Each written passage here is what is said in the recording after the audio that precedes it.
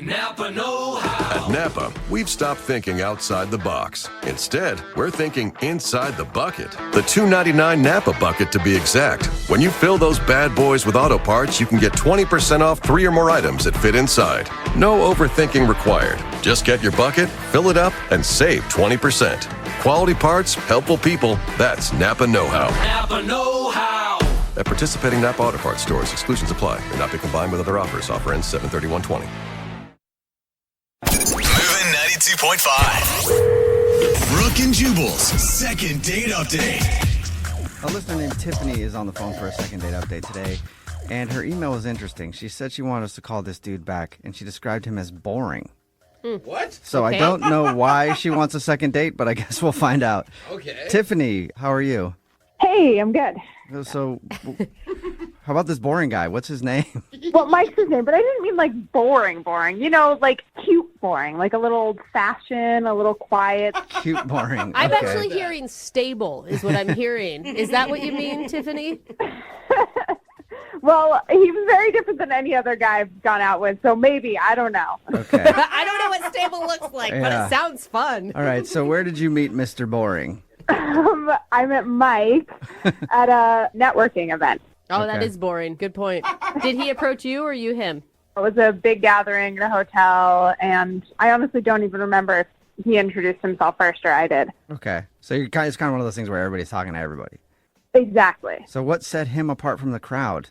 The fact that he was more boring than everybody else? Right. Like, what made you notice him? Well, I mean, he's good looking, but he also just had like a different vibe, like confident, kind of focused on his career, you know, not like other guys that I've dated, you know, who are just like, for lack of a better word, gamer boys, you know? Right. Oh, Okay. Right. So he sounds sexy, if you ask me. Yeah, I mean, I definitely thought he's good looking. I mean, obviously I was interested. We exchanged numbers. And did he know that it was, I mean, since you're at a networking event, like it may have gotten lost in translation that you liked him in a different way. Well, I mean, we texted and called a bit before the date, and like there was some pretty obvious flirting going on. Okay. So you think that he realized that you weren't trying to get together to talk about real estate or something? Yeah, I mean, unless he's very thick. Okay. So what did you guys do when you actually went out? Well, we met at a park. That's Okay. random. Boring. Wow. For sure. Why a park? He actually had lunch reservations that he had made, but I didn't know about that. And I had just been to brunch with my friends, you know, having some mimosas. Oh. So we ended up walking around instead because I had just eaten. Oh, okay. That's kind of a letdown, honestly, if I'm him and I'm like, I plan for lunch and then you show up, you're like, I already ate. Let's do something else. Well, you know, he didn't tell me, and he was actually really cool about it. He just, like, grabbed something in a coffee shop. We walked around. It was really nice, actually. You know, we, like, went into an art studio, some little boutiques, and a super cute old bookstore. That sounds fun. Yeah. Still sounds boring. Though. Yeah, it sounds super boring to me. I'm sorry. I mean, it was a little boring, but it was, like, him boring. You know, it's like the old bookstore. It was like him. You know, it's cute. You know, it's quaint, smells like leather. Old people. Yeah. I love it. Did you guys I like have, your like, what was description. a big moment where you connected?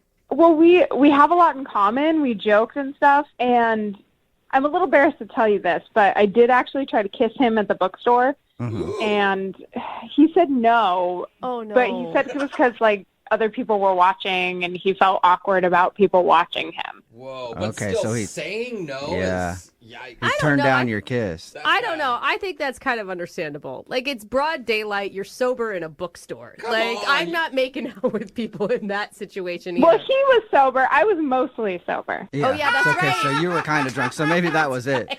Maybe the kiss you were going in for wasn't like a normal peck on the lips. You were like kind of drunk and like, let's get down right here Get in the over bookstore. here. I don't know. I thought I had it pretty well under control, but I could be wrong. Okay. So did you guys end up kissing later on? You know, we didn't. Like, we got to a point where he said he had to go. He said he had dinner with his mom. And, you know, I made a cute joke about it. Like, wow, it's kind of fast for me to be meeting your mom already. And he laughed. He thought it was funny. So I thought that was good. So we definitely ended on, like, a good note. So what's happened since? Since I've texted him a few times and haven't heard back. Okay. So what do you think could have happened? I don't know. The only thing I can think is that, like, maybe I was a little tipsier than I thought I was, and he noticed it, and that was a bit of a turnoff. Okay. So I you will felt like he was say- like walking his drunk friend around town for a little while. Listen, it's not like he was force-feeding me water and bread or something. Okay, that's good. Yeah. You were like totally hammered at least.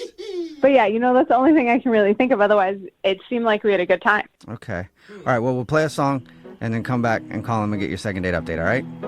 Awesome. Thank you. Hang on. Moving 92.5. Brooke and Jubal in the mornings. Second date update. Right in the middle of a second date update. And if you're just joining us, Tiffany is on the phone.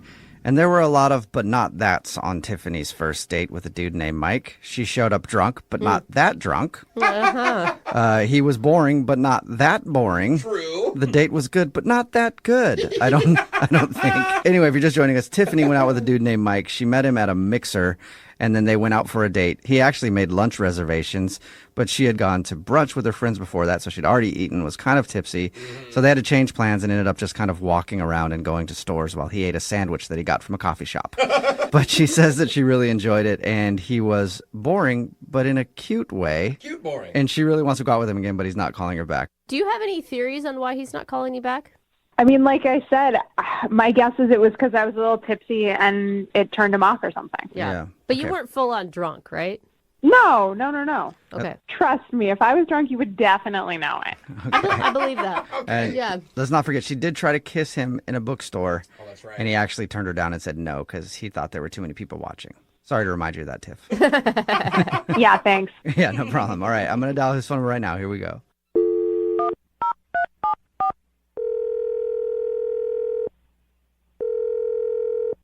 Hello, Hi, may I speak to Mike, please? this is he. Mike, how are you, man? This is Jubal from Brooke and Jubal in the morning. I'm good. Where are you calling from again? Brooke and Jubal in the morning. It's a radio show. Okay. Have you ever heard of it? Don't kill me, but no. Okay. Sorry. Also, before we get into this, I would like to compliment you on your deep voice, sir. I was thinking Very nice that. voice. Thank you very much. Yeah, We're no in a problem. voice industry. Yeah. It's very satisfactory, though. Like, yeah. satisfying is what I mean. It's very There you go. satisfying. Okay. Did I win something? No, I'm calling you today, Mike, because we do a segment on this show called the second date update. That's where if you go out on a date with somebody and then end up not calling them back after, they can email us to get you on the phone to try to figure out what happened.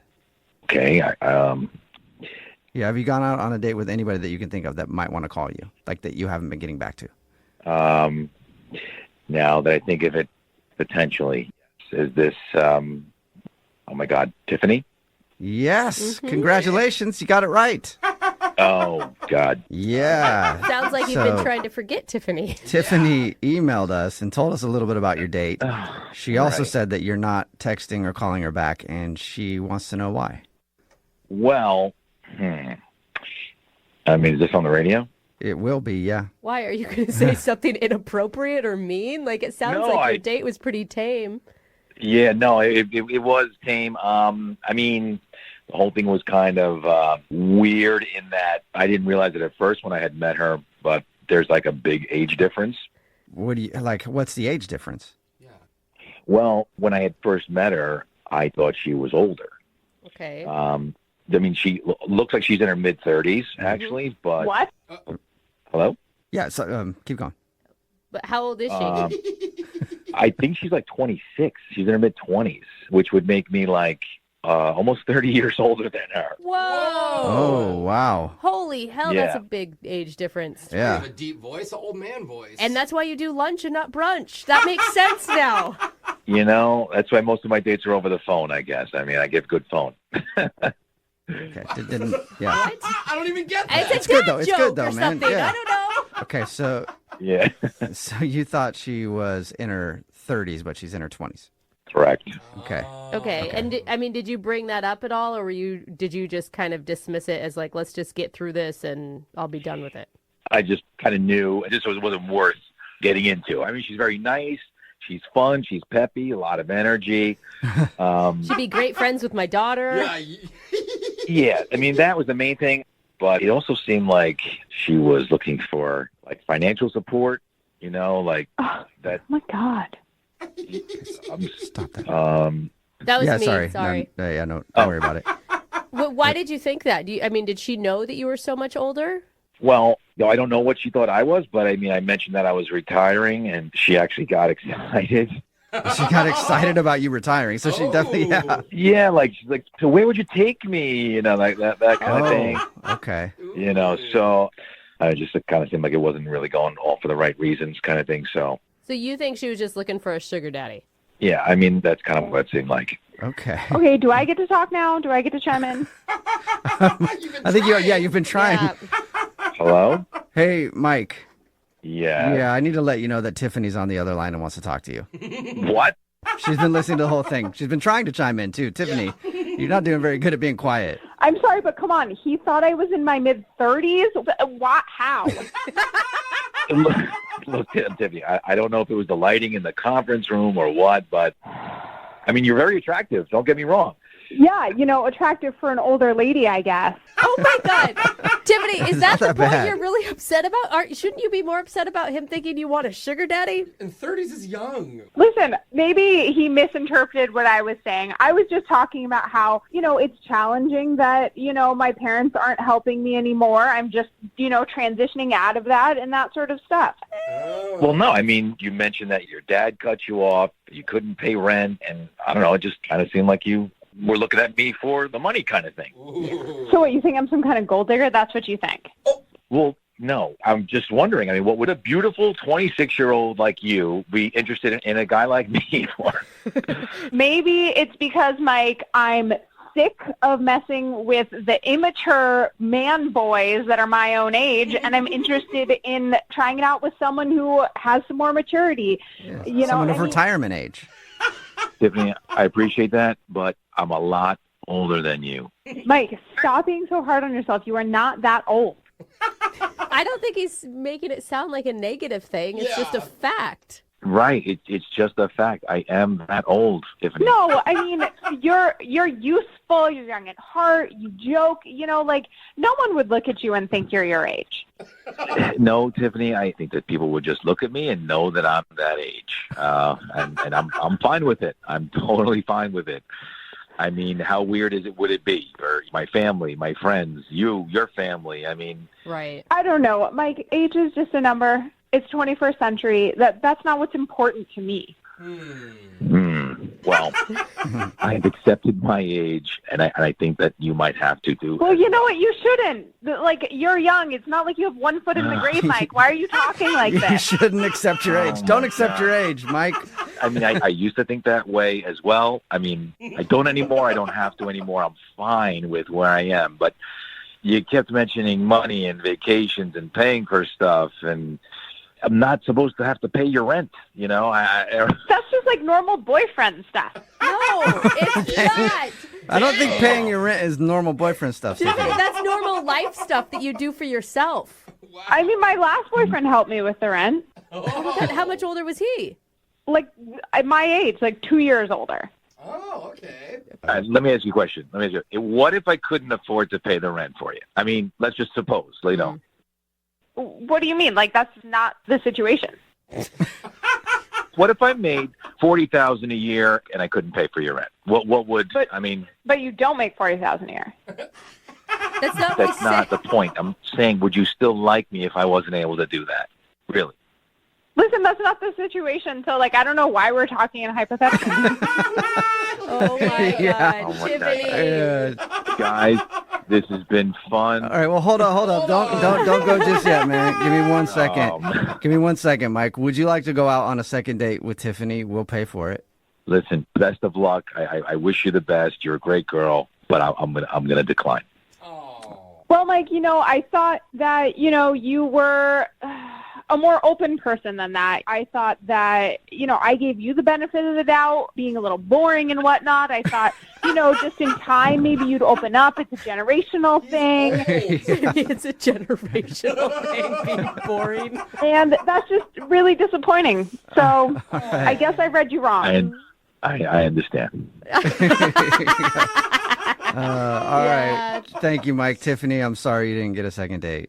Well, you know what? If anyone knows anyone who's quote-unquote age-appropriate and not a... Moving 92.5. and Jubal's second date update. In life, you've got to know how to read a situation correctly. Okay. Like, that's true. for example, the other day, I got an email from our bosses saying I had a mandatory corporate meeting. And to me, that meant menage. So I showed up to the boss's office naked, and you know what? I was right. Okay? No. I read that situation correctly. But Kyle, who's on the phone right now for a second date update, definitely read a situation wrong, and now he thinks he's not getting a call back because of it. What's up, Kyle? Hey, how's it going, everybody? Oh, my gosh. Brooke. Hello, gentlemen. Hi, Kyle. Please don't tell me you did what Jubal did and showed up to your first date expecting a menage. I mean, you always hold out hope, but no, I came fully clothed. Okay, good. I had, like, the opposite experience, actually, where I got a friend of mine from high school hit me up on Facebook and wanted to meet up. She had always been sort of like a just cooler than everyone else, like, into very obscure music scene sort of person. Oh, yeah. Oh, so kind of a hipster. Absolutely, yeah. Like, Okay. I always found her, like, unapproachably cool. Like, I was living in a small high school world, and she was living in a larger world of the arts. Okay. You're like, how can I talk to this girl? I've never even heard of the bands that she knows. Way out of my league. Yeah, she did not want to talk about, Good Charlotte. And So, what is her name, by the way? Beth. Beth. All right. So Beth hit you up on Facebook and wanted to meet up. Yeah, she had just gotten back from a 9-year stint in Germany starting a record label, and she Oh. was relocating to America. She had to, find her footing. okay, so she's still cooler than you, is what I'm guessing. Oh, for life, I'm sure. But how did you know that she was asking you out on a date? Because it just sounds like she wanted to catch up with an old high school friend to me.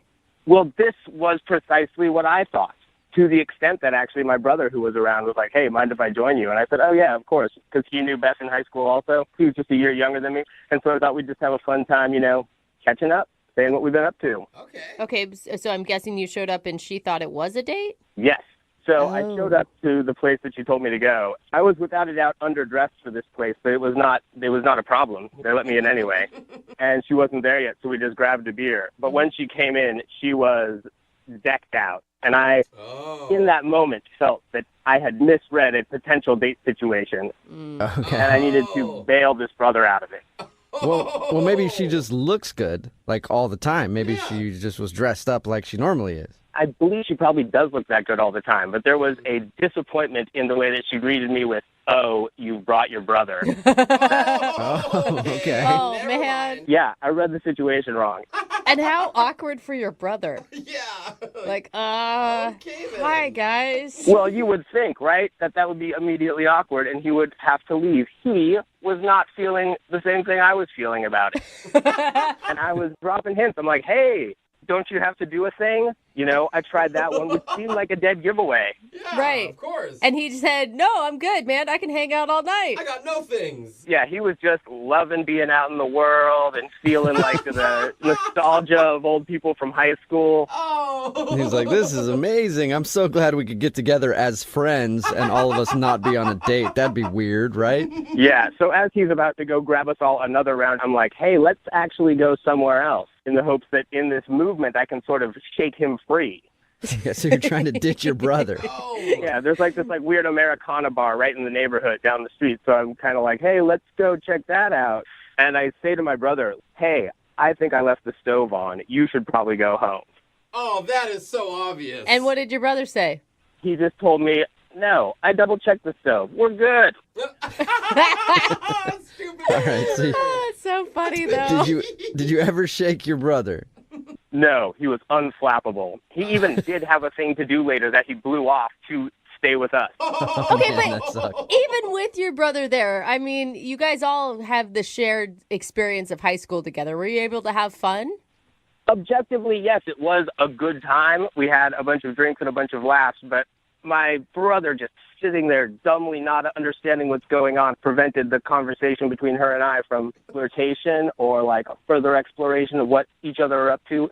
Okay, and how did things end with her? I'm guessing a handshake or something? No, the sort of body back hug where she touched my shoulder at the end in a way that I couldn't tell was like, hey, it was nice to see you, or like, better luck next time, Tiger. Well, I'm guessing that it's a second if she's not calling you back and you're calling us. Yeah. Actually, no, I haven't tried calling her, and I was hoping that you guys could maybe give me an assist on this. What do you mean? Why haven't you tried calling her just on your own?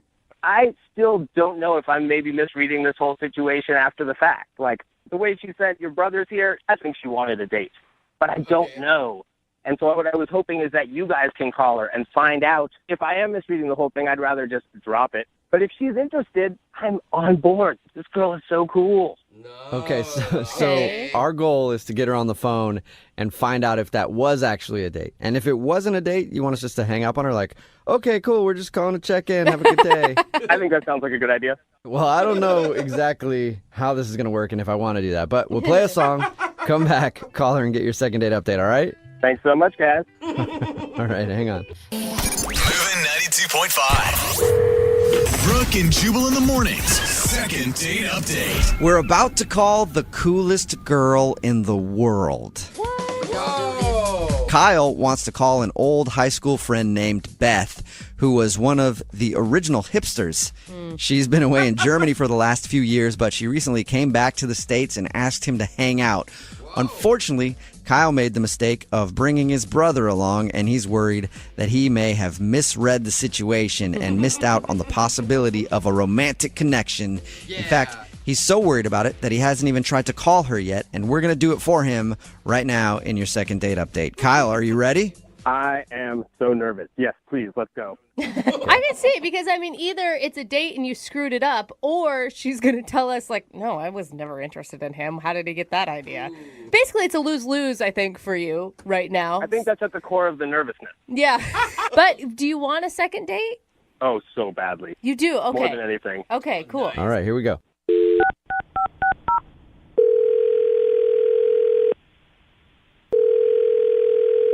Hello, Hi, can I speak to Beth, please? this is Beth. Hey, Beth, how are you? This is Jubal from Brooke and Jubal in the Morning. Who? Jubal from Brooke and Jubal in the Morning. It's a radio show. I'm sorry, I haven't been in the country in a long time, so I haven't listened to the radio. Yeah, that's cool. You're probably more of a podcast person anyway, right? Yeah, I enjoy podcasts. Did I win something? Do you need something from me? You didn't win anything, but yes, I do need something from you. You know a guy named Kyle, right? I know a lot of Kyles. Okay, well, a guy named Kyle that you recently reconnected with. You went to high school with him? Yeah. Okay. Why are you, what? Why are you calling me? Okay, so Kyle listens to our show, and we do a segment on our show called the Second Date Update. That's where if you go out on a date with somebody and then they end up blowing you off after, you email us to see if we can get them on the phone and find out what went wrong. Kyle emailed us. He told you we went on a date? Well, he said he didn't think it was a date until you showed up, and then he was like, oh, wow, we're actually on a date. But unfortunately, his brother was there. Yeah, that is what happened. Wait, so you did think it was a date? Well, I'd like to call it more of a get-together. No, that's too, like, what was your intention in seeing him? I don't really know if I want to tell you guys what my intention was to see him. Oh, come on. That's fair. You have to. I have to? No, you don't. Well, you don't have to. We would appreciate it. Yeah. Kyle would appreciate it. He's the one that asked us to call you. He hasn't tried to reach out to me at all. He hasn't reached out to you because he's embarrassed. He thinks that you wanted to meet up with him for a date, and he got it wrong. And so he asked us to see if it was a date. Well, okay, but he could just ask me that. This feels a little high school, doesn't it? What do you think? Dude, but you're the cool girl. The way he describes it is like you're the cool girl, and he doesn't ever feel like he's ever been cool enough to hang out with you. Well, that's dumb. I mean, I'm a nice person. I don't... No, he didn't say you weren't nice. Yeah. He just said that you're really cool. Well, that's very nice of him to say, but I mean, like, he should just tell me, if he wants to go on a date with me, he should just tell me he wants to go on a date. That's true. Was he on a date with you? That's the first thing we need to know. I thought he was cute in high school, and I was disappointed that his brother was there. You were disappointed. Oh, you were. I was excited to, get connected and hang out again, and Oh, And? okay. what else is there to tell? I don't know what else you guys need to know. Well, what was it I mean, like? I guess the I guess the question is, can he score another date with you? Yeah, I think that might be inappropriate at this point. Why? I thought you just said you liked him and he was cute. Yeah. I do, and he is, but I feel like over time, maybe people's personalities change, and he was a little more passive-aggressive than I would like, a little more, a little less upfront. He was dropping a lot of hints, but he never really asked his brother to leave. Why is that inappropriate, though? Well, his brother kind of asked me out. What? Whoa. Wait, like on a date? Yeah, like on a date. He said the word date. Wow. Whoa. Okay, I don't think he knows that at all. When did his brother ask you out? Well, Kyle was in the bathroom. Oh my God. Oh, man. Savage. Wait, so you said yes? I'm guessing if it's inappropriate. I did say yes. He, his brother was being very assertive, and at that point, I didn't think Kyle was gonna do anything about it. And Oh my God. and yeah, I mean, why not? Oh He my asked me out. Yeah, why not? He painted the picture like his brother didn't understand that his brother was the third wheel. Yeah. But it turns out he was the third wheel. Sometimes that's just how life works. Yeah, I guess. And we're going out tonight.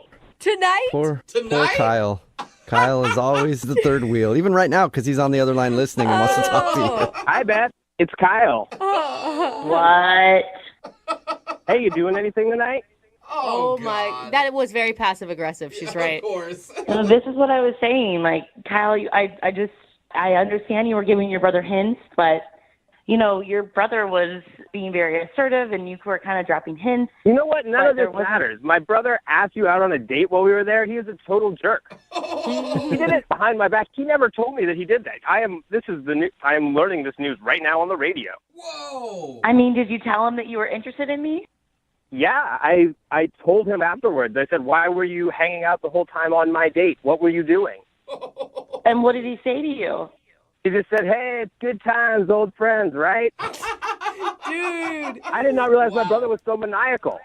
that is dude. low. Sorry. Kind of sounds like you're sour grapes. Like you're sad you didn't make the first move, and now I'm going to go out with your brother, and I'm hopeful you enjoy. Have a good night. I'm crushed. I am crushed like a sour grape. Oh, no. Kyle, are you upset that she's not into you, or are you more upset that your brother is actually going out with her?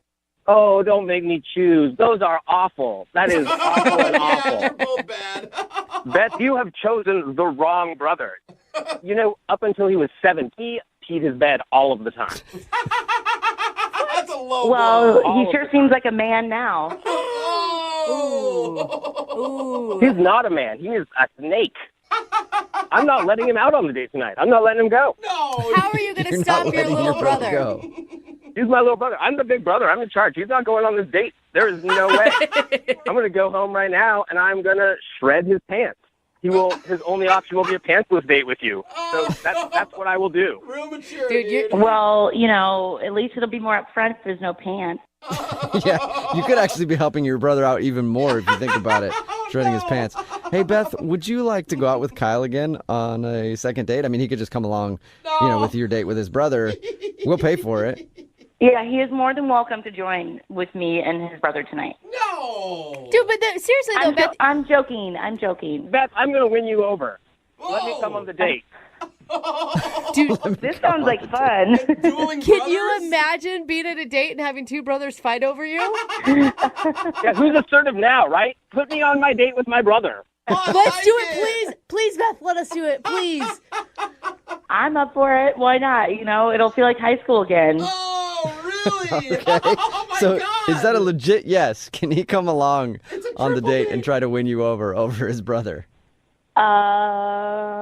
Yes. Oh my God, that's amazing. Oh, my God, yes.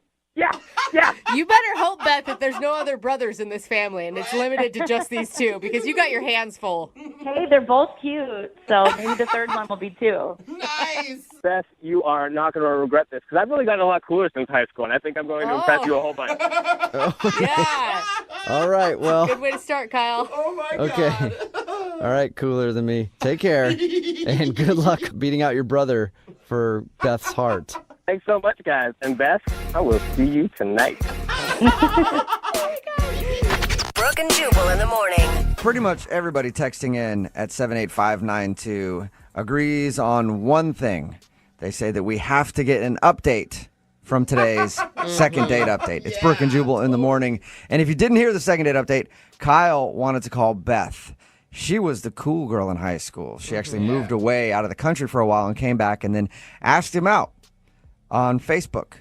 And he thought it was just like two friends catching up. And then he got there and she was dressed up and he's like, oh man, maybe this is a date. But he accidentally brought his brother along because he thought they were just getting together for drinks just to be friends.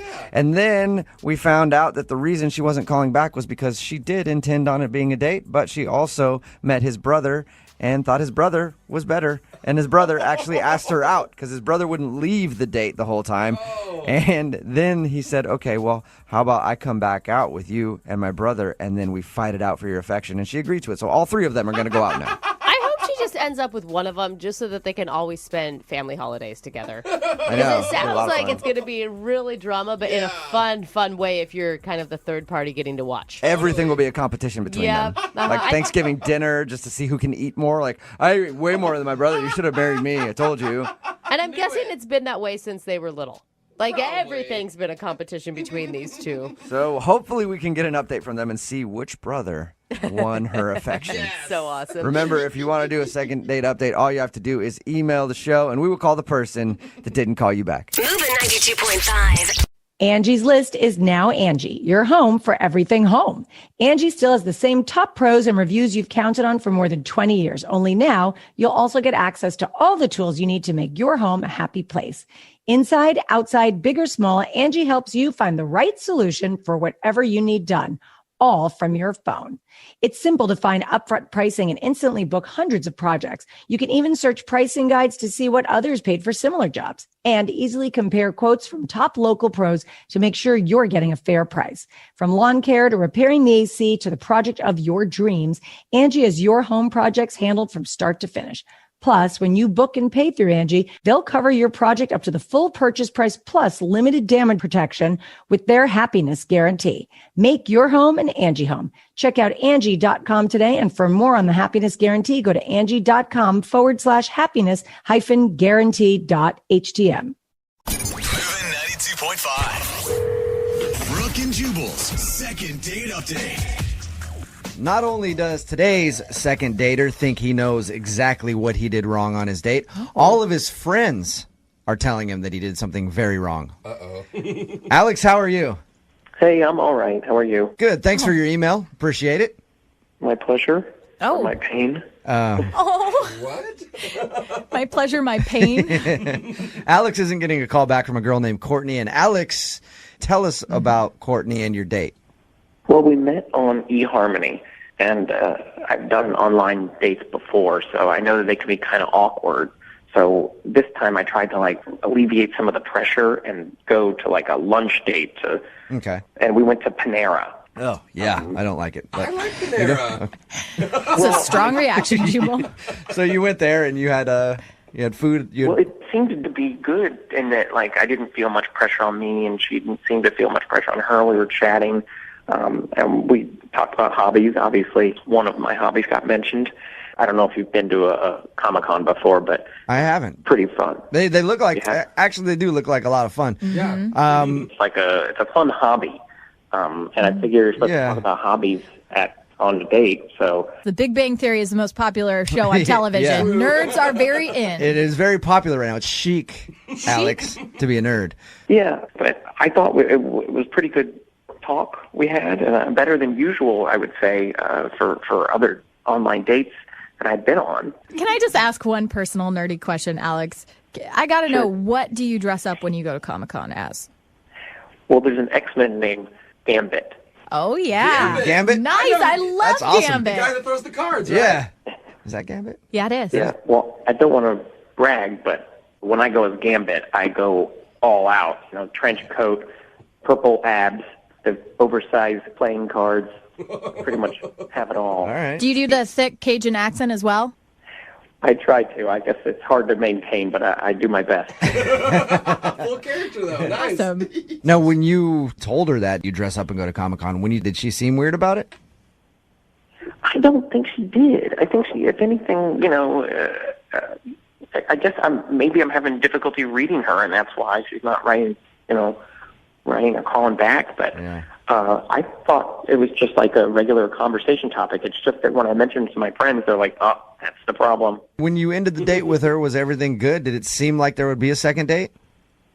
It seemed like it. I mean, it wasn't like a real romantic in the middle of the day, so I just sort of gave her a peck on the cheek, but she didn't seem to like push away. Well, that's good. It was like when she was walking away, you just snatched a peck on the cheek and then ran away. Drive-by kiss. Yeah, so she was there for the peck on the cheek. She liked it. In my view, she did. Okay. She didn't resist. Who could resist you, Alex? Oh, yeah. You sure you're not leaving anything out, Alex? Not that I can think of. How many times have you tried to get a hold of her? Well, I don't want to be too obsessive, so I just left a message and then called at a different time and didn't leave a message, and then I sent a couple of texts, but the texts were in succession. All right, Gambit, well, hang on. We're going to play a song, come back, and get your superpowered second date update, all right? Okay. All right, man, hold on. Moving 92.5. Brooke and Jubal in the mornings. Second date update. Hey, Alex? Yep. If this second date update doesn't work out for you, trust me, there are plenty of girls out there who would love to date a guy who dresses up in costume at Comic-Con. Lots of texting at 78592 saying they would love to meet you and go out with you. Cool. I will even strictly address you as Gambit or Remy LeBeau from here on out. How excited he got. Oh, hey. Alex is on the phone with us right now about to do a second date update. He emailed us about a girl he met named Courtney. Courtney isn't giving him a call back after their date. They went to Panera Bread for lunch. He thinks he made a mistake when he told her that he dresses up as Gambit for Comic-Con. And all of his friends agree with him and said, dude, you shouldn't have told her that. She's going to think you're a nerdy guy and not want to date you. I have a hard time believing that would scare a girl away, just knowing that you do that. Because like I said, at least you're passionate about something, you know? Yeah. All right, Alex, we're going to give her a call right now. You ready? Okay. Here we go.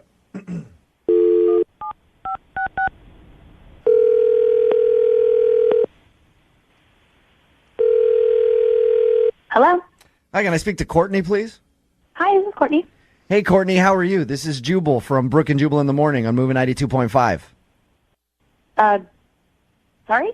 This is Jubal from Brooke and Jubal in the Morning on the radio station Moving 92.5. You got a second? Sorry, what's this about? I don't know. Do you listen to the show at all, Courtney? Have you heard the second date update before? Yes, sometimes. Sometimes, okay. You recently went out on a date with one of our listeners who wants to do a second date update on you. Oh, jeez. Okay. His name is Alex. Yeah. Yeah.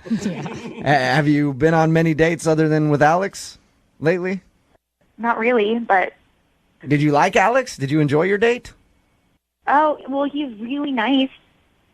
This is really weird. This is really strange.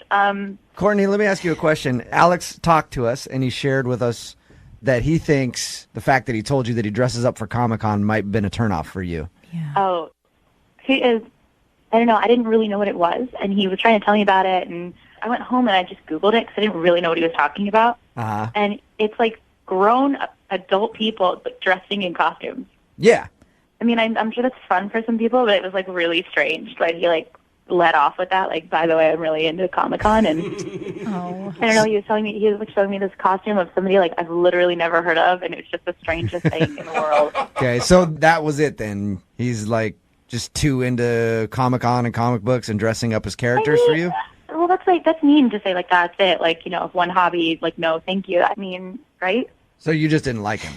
No. I like him. I totally think he's like really sweet. I really don't want to say anything bad about him, like especially on the radio, you know? Do you have bad things to say?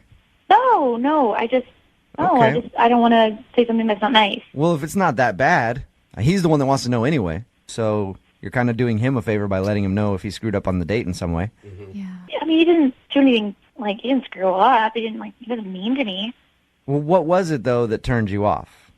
Well, I mean, it was awkward. He shows up, like, we went just for, like, a quick lunch, like, totally informal. He told me Panera Bread. You lucky lady. 5-star. Yeah, Panera. It was I don't know. It's like it's a neutral location in the middle of the day, right? So, but he like shows up, and I feel really bad that I just laughed about this. But he's wearing these like denim shorts that I haven't seen since like since I was like a kid. He's wearing like little denim jean shorts.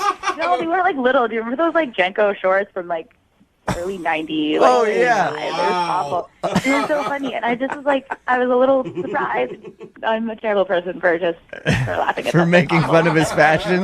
No, I don't know. He just seemed kind of, I don't know, like he didn't have to work that hard to impress me. Like, I just feel like he was trying to put on this like macho-y kind of thing. And He was trying to be macho? I don't know, he was just saying like weird stuff. Like he kept making jokes, and I was laughing at some of them, but like he was laughing really hard at some, like you know, just like over and over. And I don't know, just the laughing and the comments were just too much. Like, what comments would he make? I'm just curious because I want it for my own mental picture. He kept talking about like his work and stuff, and then every time he would like talk about somebody doing something stupid, he'd be like, "Oh yeah, like bitches be crazy," and I'm staring at this guy going, like, "Why are you saying that?" So he tags his joke with "bitches be crazy." Oh, that's awesome. It was a little weird. I didn't expect him to talk like that. See, now I'm picturing him just cracking up in front of a bread bowl full of chili at Panera Bread. Just bitches be crazy, right? This date is going awesome. Hey, Courtney. Yeah. Alex is actually on the other line. Are you serious? Listening to this phone call. Hey, Courtney. Oh my God. So, Oh my God. I'm so sorry I just said that. well, I didn't know you didn't, I didn't think the jean shorts were that bad. It's just not sexy. You know? I mean, I don't have like the best fashion sense, but it doesn't really matter. As a guy who's into fashion, Alex, sometimes I wear some things that people don't understand either. You just got to go with it and be yourself. Wear it with confidence. So you wear those jean shorts whenever you want to. That's all it's about. I mean, I think Macklemore had a whole song about it. Wear whatever you want. Yeah, no, those jean shorts can never see the light of day again. Oh, come on. They were that bad, huh? Come on, Courtney. It's so sweet, but they're that bad. So Courtney, Alex didn't necessarily do anything wrong. He just isn't attractive to you because he dresses funny and he laughs at his own jokes and he has a catchphrase that he uses, "bitches be crazy," after everything. I don't always use that. It was relevant at the time. How many times did you say it, Alex? Do you remember? I didn't even remember saying it, but I mean, I guess I might have said it. I've said it before, I suppose. It's like about 4 times. Hashtag, you know? It's like a hashtag. That's a verbal hashtag. Courtney, I liked you. Maybe I was nervous because I thought we had a connection. I thought you liked me back, too. Oh. Courtney, is there any way that I could convince you to go out with Alex again and give him one more shot? Yeah, he's a great guy. He sounds like a nice guy. He just can't dress very well. Yeah. And we can get him to lay off the "bitches be crazy" Maybe. line, even though I like it. Yeah. Will you go out with him again? We will pay for a second date. You know, I feel so bad that I just said all that stuff. Alex, you're such a great guy. I just don't think I'm the girl for you. I just didn't really click with a lot of the jokes, and, you know, I don't really understand all the, like, sci-fi references, and I'm really sorry. Oh, man. Alex, you need a girl who's a little more your speed. Someone who's into jean shorts, Panera Bread, and great one-liners. Well, bitches be crazy. Yeah! Right in the middle of a second date, and if you're just joining us, Deanna is on the phone, and she wants to call a dude named AJ. They actually are in college together. They met in a study group, and then they had their first date at Panera Bread. She said she enjoyed it a lot, and then they made plans to go out to a party. She got all ready to go, but he never texted her. Also, to make matters worse, they have their class tomorrow, so she's probably going to see him, and she wants to get this all sorted out beforehand. And Deanna, I really hope this works out for you. I do. I do too. I really had a good time with him. I like him. I think he's a good guy. I hope, in a few months you guys hang out and then you're calling home from school to talk to your parents about a pregnancy scare or something like that. You know? That is so sweet. Yeah, I'm looking forward to a pregnancy scare in your future, and I think it's going to start right here. So I feel good about this. Thanks. Why aren't you angry at this guy? I'd be pissed. I am. Like, we definitely have to talk about this. It was rude for sure, but I'm open to understanding what happened. All right. All right, cool. Well, I'm going to dial this phone number right now and see if we can figure it out for you, okay? Thanks. All right, here we go.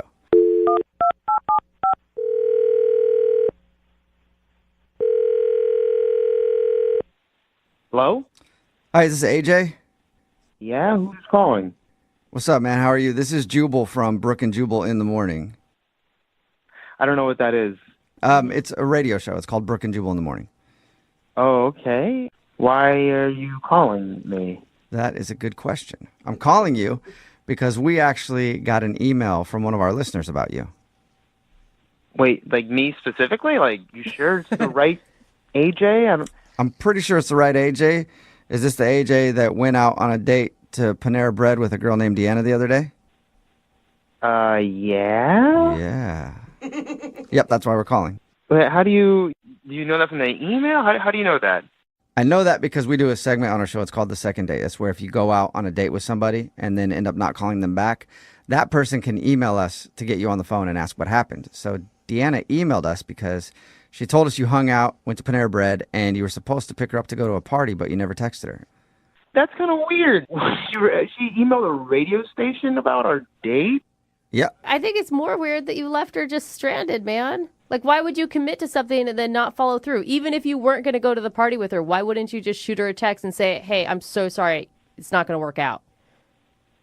I'm not really comfortable talking about the details of our date on the radio.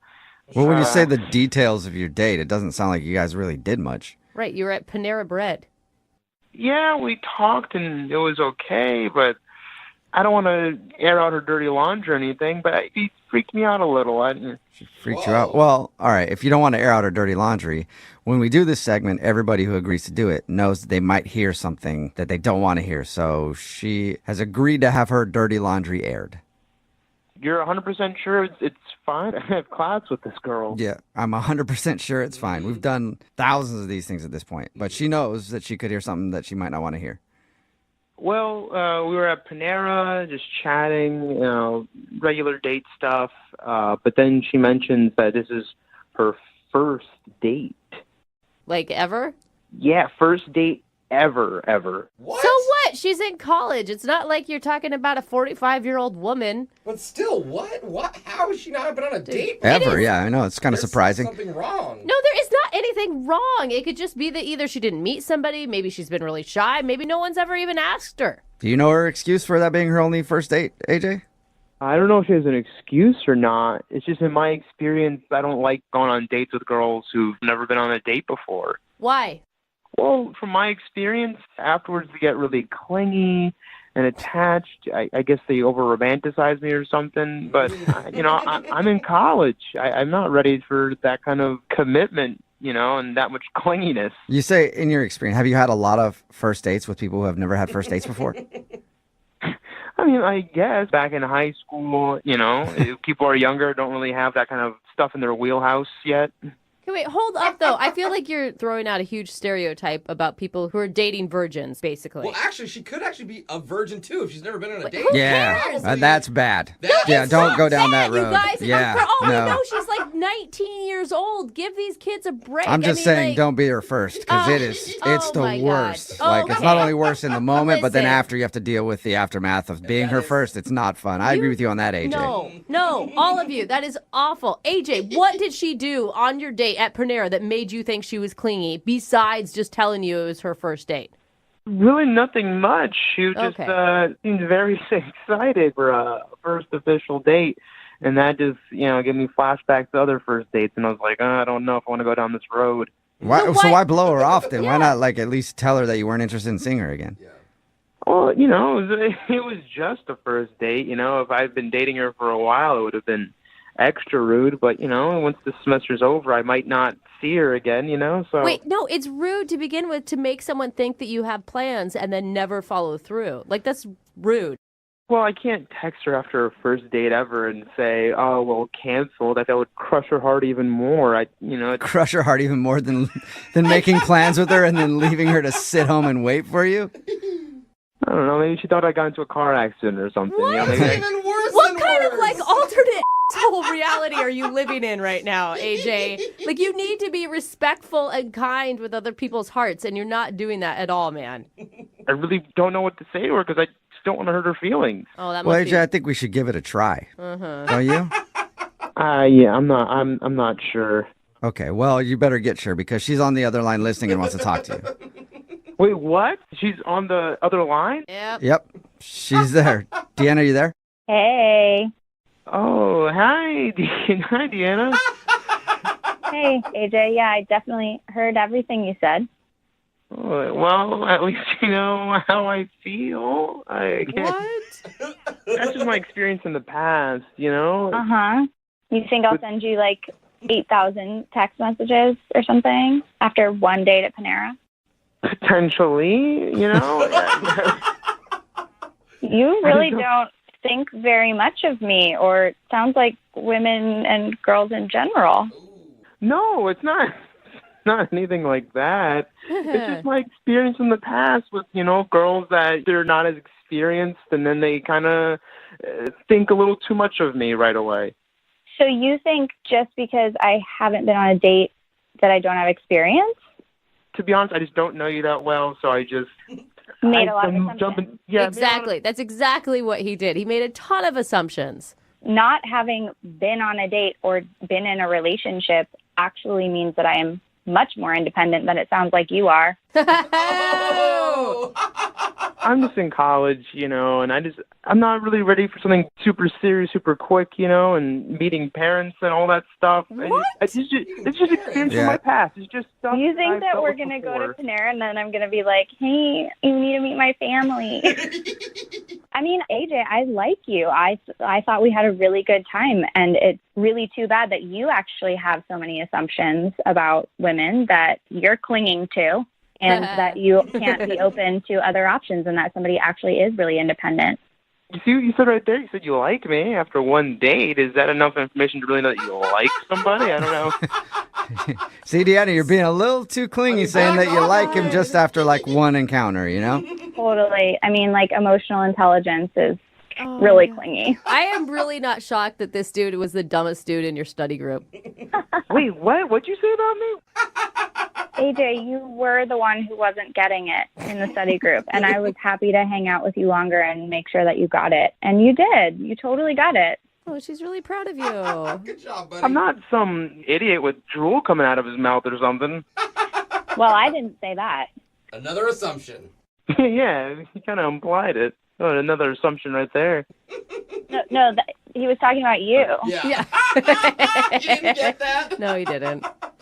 I definitely thought that I liked you, and I did. I thought we were having a good time, and I was really open to dating you some more. But honestly, after this conversation, I think I know more about you, and this is not going to work. Well, let's make sure and ask officially. AJ, would you like to go on a second date with Deanna? We'll pay for it. I know she just said she doesn't want to, but I'm hoping that she'll change her mind if you say yes. I feel like she got really worked up over just one date and one, Oh you my know, gosh, missed AJ. text. You know, I think... Do I sound worked up? Clingy, but that signs of clinginess right there, being so worked up. How are you So still no, sticking to that? I'd say no. The clingy girl just denied you before you were even able to say no. Yeah, well, it's mutual. Okay. Well, sorry, Deanna. No second date, but it sounds like that you're okay with that. Totally. AJ, I know your deal. Wish you the best of luck. Hope you don't make assumptions about women in the future, though. Don't worry, Deanna. One day there'll be a guy that's cool with your whole deal. I don't think she's too broken up about it, AJ. Oh my God, you're such a jerk. I'm calling today's second date Love with a Side of Broccoli Cheddar. That sounds delicious. It does sound good. And that's because the girl on the phone to do a second date today spent her first date at the most romantic of restaurants, Panera Bread. Yeah. It's amazing how all you have to do is say broccoli cheddar and we know exactly what you're talking about. Doesn't get sexier than Panera. Especially when you're waiting for your food and they give you that little vibrating device to tell you when it's ready, and it lights up and it vibrates, and you just sit there for a few minutes and enjoy the vibration before you get your soup. What's up, Deanna? How are you? Hello. Oh my God. What's going on? Well, I wanted to tell you guys about what's been going on and see if you can help me. Okay, so you had a romantic date at Panera Bread and you did something with a vibrating thing? I mean, that's how Jubal set it up anyway. What do you even call that thing? I don't know. Yeah. It's like a vibrating I just call it toaster. pleasurable. Okay. So tell us about your date. I understand you are throwing shade at Panera, but I liked it. I'm in college. I thought it was a college-appropriate first date. It is. I mean, and when you're talking about casual dining, it's pretty expensive. It still is, yeah. You know, it's pricier than like Subway and stuff. That's true, and he paid, so. Nice. All right, Boom, sweet. There you go. So tell us a little bit about the dude. What's his name? His name is AJ. And All right. where'd you meet him? We met in a study group. Oh my God. College kids still really do meet people in real life? We do. Yeah, was it a study group app? Yeah. No, but that's genius. We should make that. All right, so what'd you like about AJ? I noticed him in our first study group, and like I thought he was interesting and funny, like he was making people laugh or whatever. But I was getting everything in the study group. I felt really prepared, but I could tell he was struggling, and I was like, great, I can like help him out and spend some more time with him. So I just kept staying, and everybody else was sort of falling off and like leaving the study group, and it was just the two of us, and we worked together, and he was like starting to get it, and we had a good time. Like we were talking and stayed pretty late, and then a few days later he asked me to have lunch. That's so exciting. Were you so excited? I was so excited. Like my heart skipped a beat, and I was really excited. And I mean, I kind of was conflicted because I actually did have class, but I decided that I really liked this guy and decided to skip class and go to lunch. Yeah, why not? Yeah. Free Panera, too. That's Hello. It So how was your date? was good. We talked about life and like where we came from and, you know, all those things that I feel like you're supposed to talk about on a first date. And it went really well. And he actually at the end invited me to a party that he was going to the next night. So you ran home and tried on every outfit that you have in your closet and decided nothing was good enough, so you went to the store and bought something new. Totally, yeah. Yeah. And like definitely asked all the girls in my sorority like what to wear, and like we put together outfits. And so then the next night, which was the party, I was ready and waiting for his text with information, and I ended up waiting in my room all night for him to text, and he never texted He me. never texted you at all? No. Oh, and I bet you look so good. I felt really cute. Yeah, that's like the worst. And then you have to explain to every single person that you live with, like, oh, why are you still home? Exactly. They all helped me get ready, and then it just like never happened. It was so awkward. And I'm guessing you haven't heard anything from him since either. Well, no, because then the next day I texted him being like, what happened? Like, what's up? And he just never responded. Why do you want to see this drink again then? The thing is, you have to make it seem like to him, like, well, I had other plans anyway, even though you didn't, and you ended up waiting the whole time just to save a little bit of face. I know, something. And like what makes it even more awkward is we have class together tomorrow. Yeah, that's what I was going to ask. I was going to ask if you saw him since you guys are in that same group and everything. So it's like not even that I want something to keep happening. It's that I actually have to keep seeing this person. And so I want to get it worked out before. Yeah. Okay. Do you know anybody else who is at the same party? I don't think so. It's a group of people that I'm not friends with yet. So you couldn't get like a report on if he showed up alone or not? No, like, of course I'm worried that he got there and hooked up with someone right away and totally forgot. Right. You don't have any idea why he would blow you off like that, though? I really don't think I did any. Need LASIK? Trust the experienced team at the LASIK Center at Evergreen Eye Center. No glasses, no contacts, no limits. What will you do? LASIK at evergreen.com. Moving 92.5. Brooke and Jubal's second date update. When you go out on a first date with somebody, you never know if there's somebody else with you on that date. What? There could be somebody watching the entire time. Wait, someone that's not actually on the date with you? Or they could technically kind of be on the date. I don't get it. Now that you're thoroughly confused, let's talk to Taryn, who was on a date that she wasn't really invited to. What? Still don't get it. It'll make sense. Taryn, what's up? How are you? Hey, I'm good. How are you? Good. Oh my God, Taryn, you just sound like a stalker right now. Really? No, it's not like that. Yeah, that's what all stalkers say. This might actually be the first time we're doing a second date update like this, Taryn. I'll go ahead and let you tell the story. So what do you want to do today with a second date update? So I'm a waitress at an Italian restaurant, and I was serving a guy who was on a date with someone else. But throughout the course of it, he is really, really nice. He was very sweet and like cool, calm, collected. And she was like a wannabe Kardashian. She was really rude. She was rude to me. She was snobby to him and everyone else around. And I'm kind of interested in him. Oh my God. See? So Wait, you hold kind of up. were on the date. Like, you never think about that, but your server is actually on your date, too. They're experiencing some things with you. True. I just got to kind of experience their whole date. And I saw how everything was happening and just watching it happen between them. Wait, can you give us some of the highlights of their date before we move on to you getting a date with him? Honestly, I felt bad for him because he was being very nice to her and he was being very calm with her while she would just go on and on about herself. Anytime I came by or even walked by, she was talking about herself, talking about how amazing she is, talking about the men that she has, like, messaging her and texting her, and That it is sounded messed like up. she's trying to make him jealous. She even at one point said to him, she's like, I almost didn't go out with you. Like, I wasn't sure if you were good enough for me. Whoa, she actually said that? She said that? Come on. I'm serious. And What was his yeah, reaction? could you see his reaction? He just kind of chuckled and he was like, he's like, I hope you're having a good time. And she's like, oh, yeah, I totally am. And Wait, are you sure, though, that he wasn't into it? Because although it's totally baffling to me, too, some guys like that.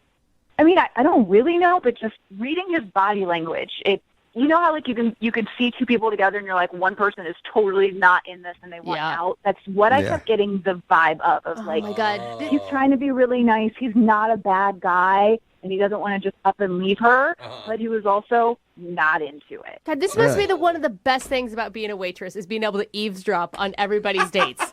I mean, and get your own dates off of the whole thing, too, but...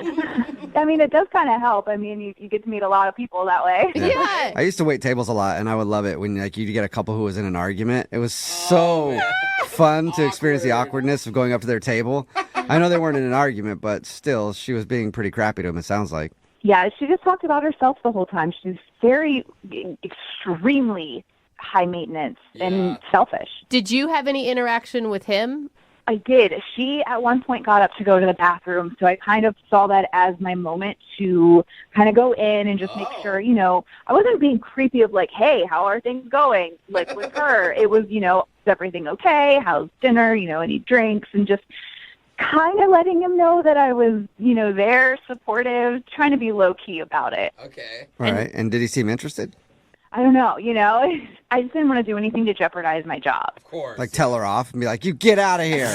You stupid. Yeah. Exactly. He is a sweet man, and you're being an a-hole. That'd be so amazing. That would be awesome, I told my actually. manager. Oh, my God. Yeah. I just told my manager you have to leave. How did you get his phone number?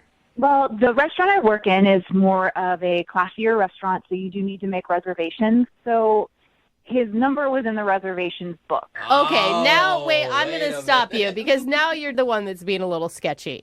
Well, no, I'm not asking him to go out. I just want to know if he's even interested.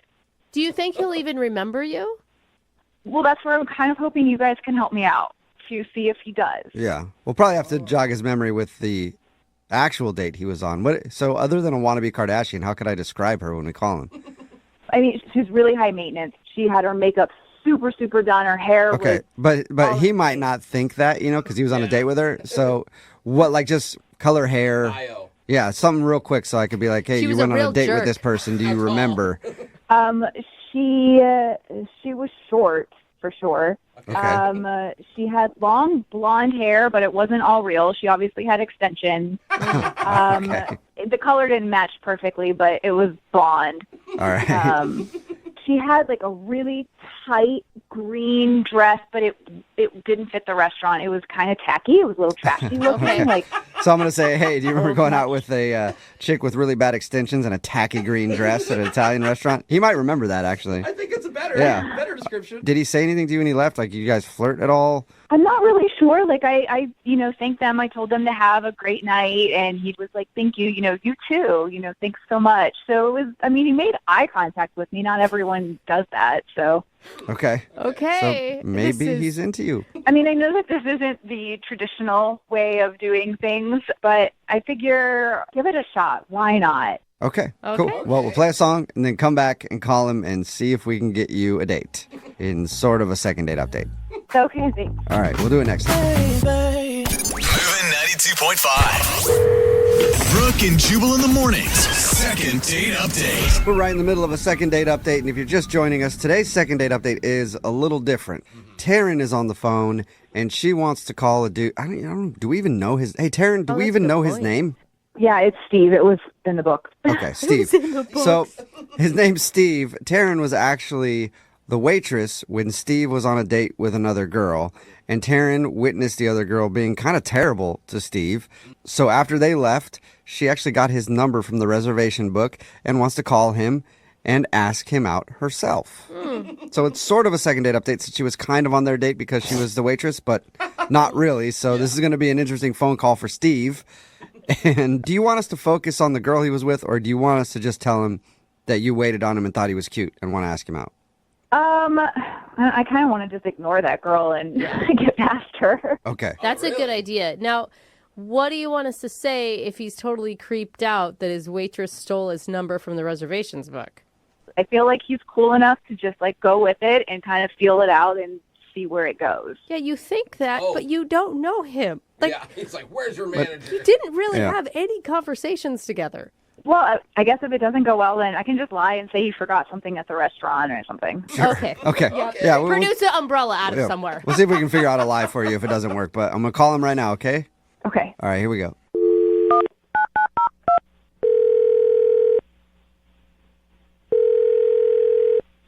Hello?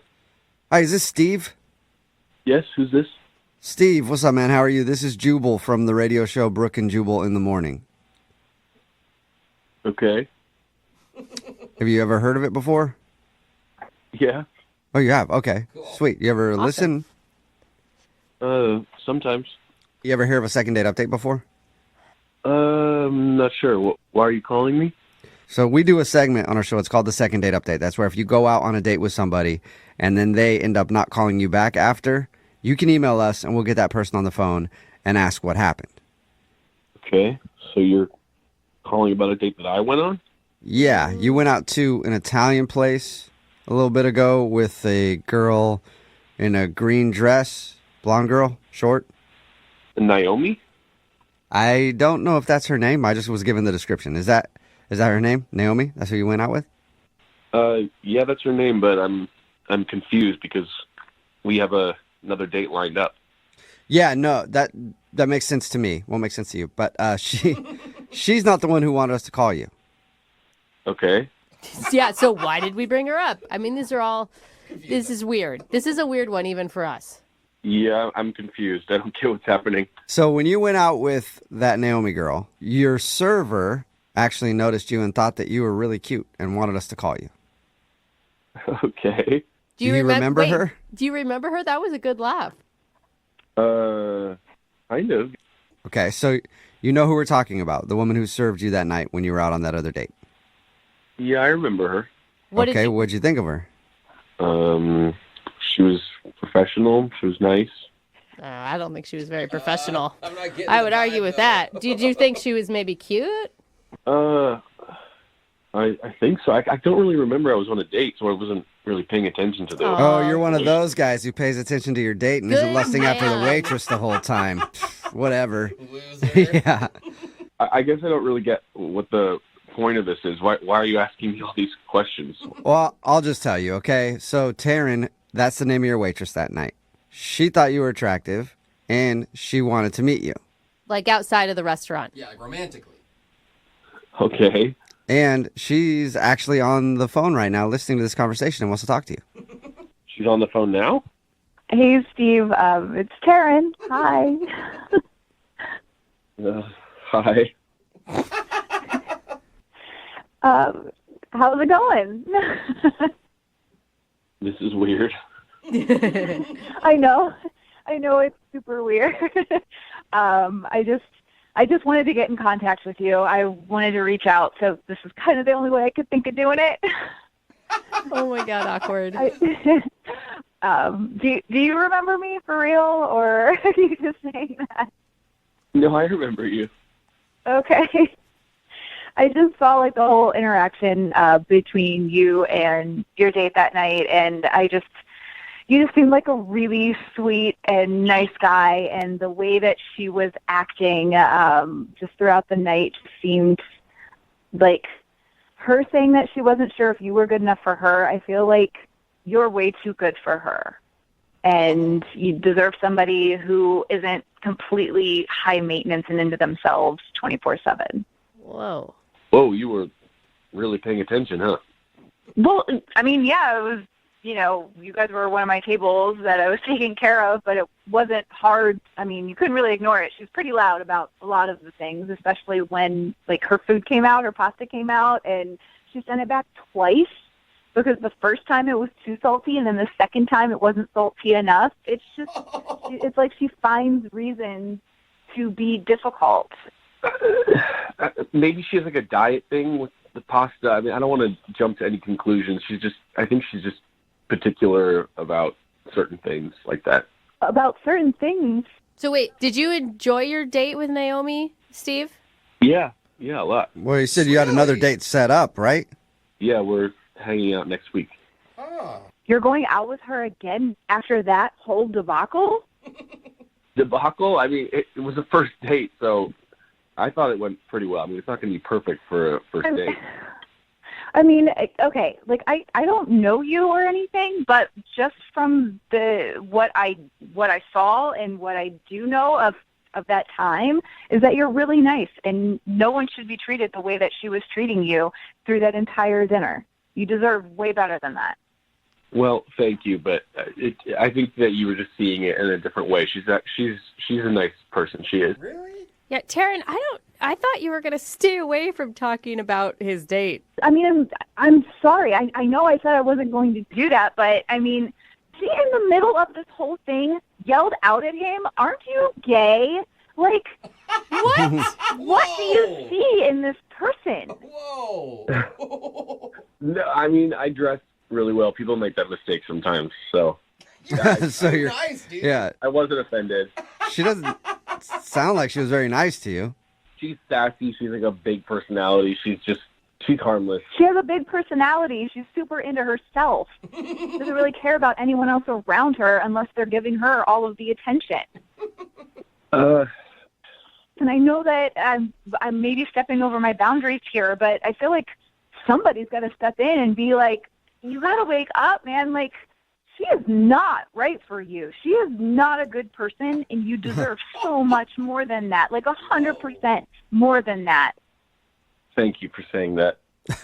So wait, I'm confused. Does that ring true for you, Steve? Or is Taryn just coming off like she's attacking your date and being kind of crazy? No, as I said, has a big personality. I could see why someone would see that, but I'm kind of more of like a easygoing, laid-back kind of guy, so I'm kind of attracted to that in Naomi, I guess. So, I mean, I can understand on some level of like opposites attract, but you don't need to be completely put down by the other person in order to have that and you be really nice. I really think that you're a nice, sweet guy. You're really attractive. I just don't understand what you see in someone like her who is completely selfish and into themselves only. And I wanted to do this super weird thing. I know it's like completely different, but I just wanted to give it a shot and see if you wanted to go out with me. Yeah, Steve, would you like to go out with Taryn on a first date? It's kind of a second date because you didn't even know you were being watched while you were on your date. But would you like to go out with Taryn on a date? We'll pay for it. I mean, I will say, if you're into big personalities, Taryn's obviously one too, because she called the radio station, stole your number, and here we are. Hey, don't compare me to the other girl. We are nothing alike. I'm just trying to help you. He likes the other girl, even though you don't, Taryn. Well, I mean, we've only gone on one date, and we're not exclusive or anything, so I would be open to a first date. Hey. So yes, okay. Is that a yes? I mean, as long as it's okay with her that I'm still going to be seeing Naomi, then I'm down. Okay. Well, Taryn, now you have a battle on your hands. So you want to see if you can win Steve's heart from Naomi. How about we leave it at you go out on your date with her, and if you do so happen to change your mind, I'll leave my phone number with the station here, and you can call them and get my number. Okay. Wow. Okay. So, Steve, if you go out with, the girl you were originally on a date with, Naomi, if you go out with her and she's a which is what Taryn says, Yeah. then you can call us and we'll give you Taryn's number and you can go out with Taryn. Okay. Steve, you know what? Go out with her one more time because I think that's all it's going to take for you to open your eyes and realize that she is not right for you. Oh, okay. Confident. All right. Are you single and feeling out of the loop? Put away that mouse and get out of the house. Join In the Loop, Seattle's brand new activities club just for singles. Go to intheloopsingles.com today. Moving 92.5. Brooke and Jubal's second date update. It can be really hard to meet women when you're new in town. Oh, you know, especially going out to the bars and stuff like that. A lot of women can be kind of cold to you unless you're willing to pay for it. And I've moved around a lot in my life, and if you find the right part of town in the new area that you just moved to and you got, say, 60, 70 bucks in your pocket, women can be very accommodating. Unfortunately, though, Frank, who is on the phone with us right now for a second date update, hasn't found that out yet. Frank, how are you?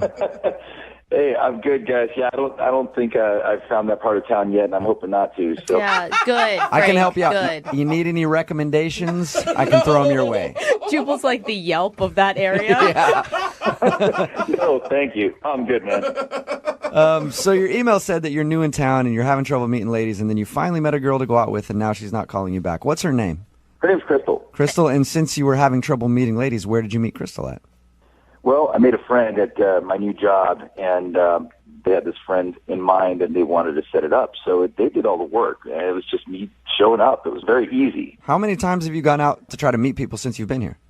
3 times, and it's always ended in failure because it's just it just seems like the women here, and I know I'm new, so I haven't had too much exposure to it. It just seemed very difficult to connect with. It's just a little bit colder, a little bit. I don't know what it is. I'm still trying to put my finger on it. I don't get it. Have you tried walking up behind them and tapping them on the shoulder and just going, "Hey, new in town, let's go back to my place"? Not yet. Is that what I should do? No, Yeah, I don't think that do should that. work. Don't do anything that he says. Anything he says, do the opposite. All right. So the date was obviously good because you want to talk to this girl again. Yeah, definitely. I thought we really clicked. It was a great time, and she was attractive, and we had a fun night. What'd you guys do? We had a couple of bars, and then we ended up playing pool, and I thought that was a lot of fun. She was actually a really good pool player, and she seemed to be competitive. So we ended up playing pool for a while. I even put a bet down on the last game, which was a lot of fun. Was it like a, "Hey, if I win, you gotta kiss me. If you win, you gotta kiss me. If that guy on the other table wins, you gotta kiss me"? One of those type of bets? Yeah, it was actually $20. Oh, it's very literal. She did great, and I won. Which was for me. I'm super competitive, so it was, Wait, you didn't let her win? I didn't take the $20. I mean, I wanted to be a gentleman about it. What a chump. She probably is not calling you back because she doesn't respect you because you don't collect your debts. That's it. Right. No, we were kind of laughing about it. And that whole part was cool. It got weird a little bit before she left. Like, there were a couple of awkward moments at the end that make me think that maybe she didn't feel exactly the same way that I did.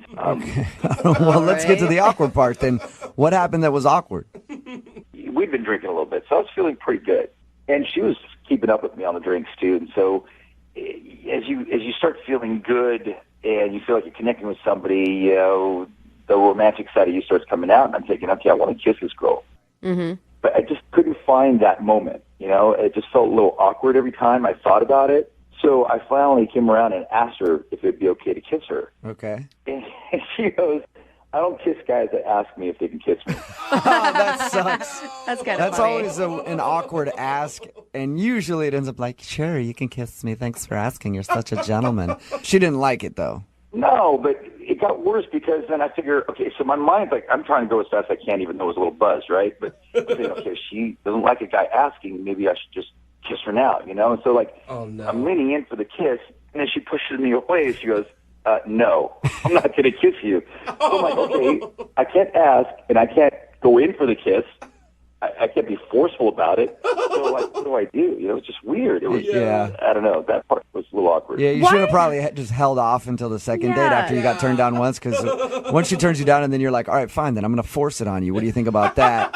Usually doesn't go over very well. So I just called a cab for her and opened the door for her. She gets in the cab, and before I close the door, I move in just a little bit closer, and I go, so no kiss, right? What? Give it up at this point.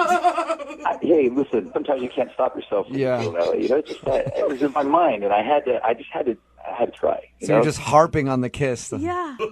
So she just looked at me and she smiled and she goes, I think you might have a bad memory because I've already told you no twice. Oh, yeah. All right. Well, I think I know why she's not calling you back. Yeah, it's pretty obvious. Yeah. I don't think it was that. I mean, I know maybe the way I'm describing it might sound like I was being forceful, but it was, you know, I was a gentleman about the whole thing. You know? Yeah, but it was just more awkward than it was forceful. It's not even necessarily being forceful, but it's just constantly being like, okay, so how about that kiss now? Yeah. All right, 10 minutes has gone by. Hey, are we going to kiss or no? You know what I mean? Oh, man. And even, I feel like even calling her for a second date at this point is just pushing it. I don't think I'm pushing that hard, to be honest with you. I mean, it may sound bad talking about it now, but it was more of a playful thing. I mean, the whole night was like that. All right, well, we'll play a song, come back, call her, and get your second date update, okay? Okay, cool. Thanks, guys. All right, man, hang on. Moving 92.5. Brooke and Jubal in the mornings. Second date update. I feel bad for the guy who's on the phone for a second date update today. His name is Frank, and if you missed the first part of the second date update, he told us about how everything went down on his date with a girl named Crystal. They met up at a bar, had a fun time, but he asked her repeatedly for a kiss. He tried to kiss her 3 times, and each time he got denied. God. And that's why he thinks he's not getting a call back today. Before we call her, Frank, I do want to say I feel really bad for you, man. Thanks, Jubal. Yeah. I mean, there's got to be a good reason. Like I said, we had a playful time. Yeah, before we get into all that, I just want to comfort you. Because to get turned down for a kiss that many times, I can't stand for that. You know, I like kisses.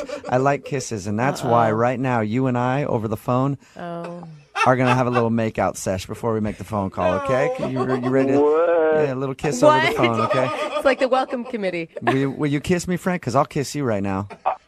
Listen, you know, if these words were coming from Brooke, Too late.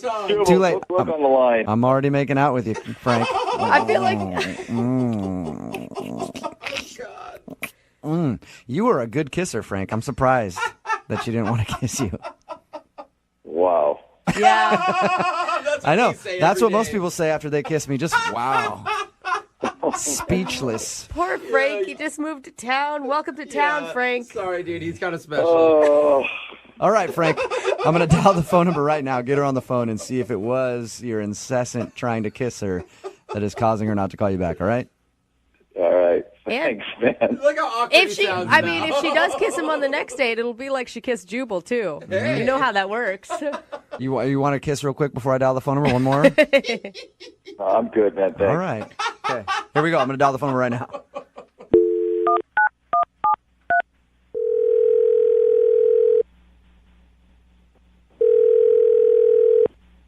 Hello.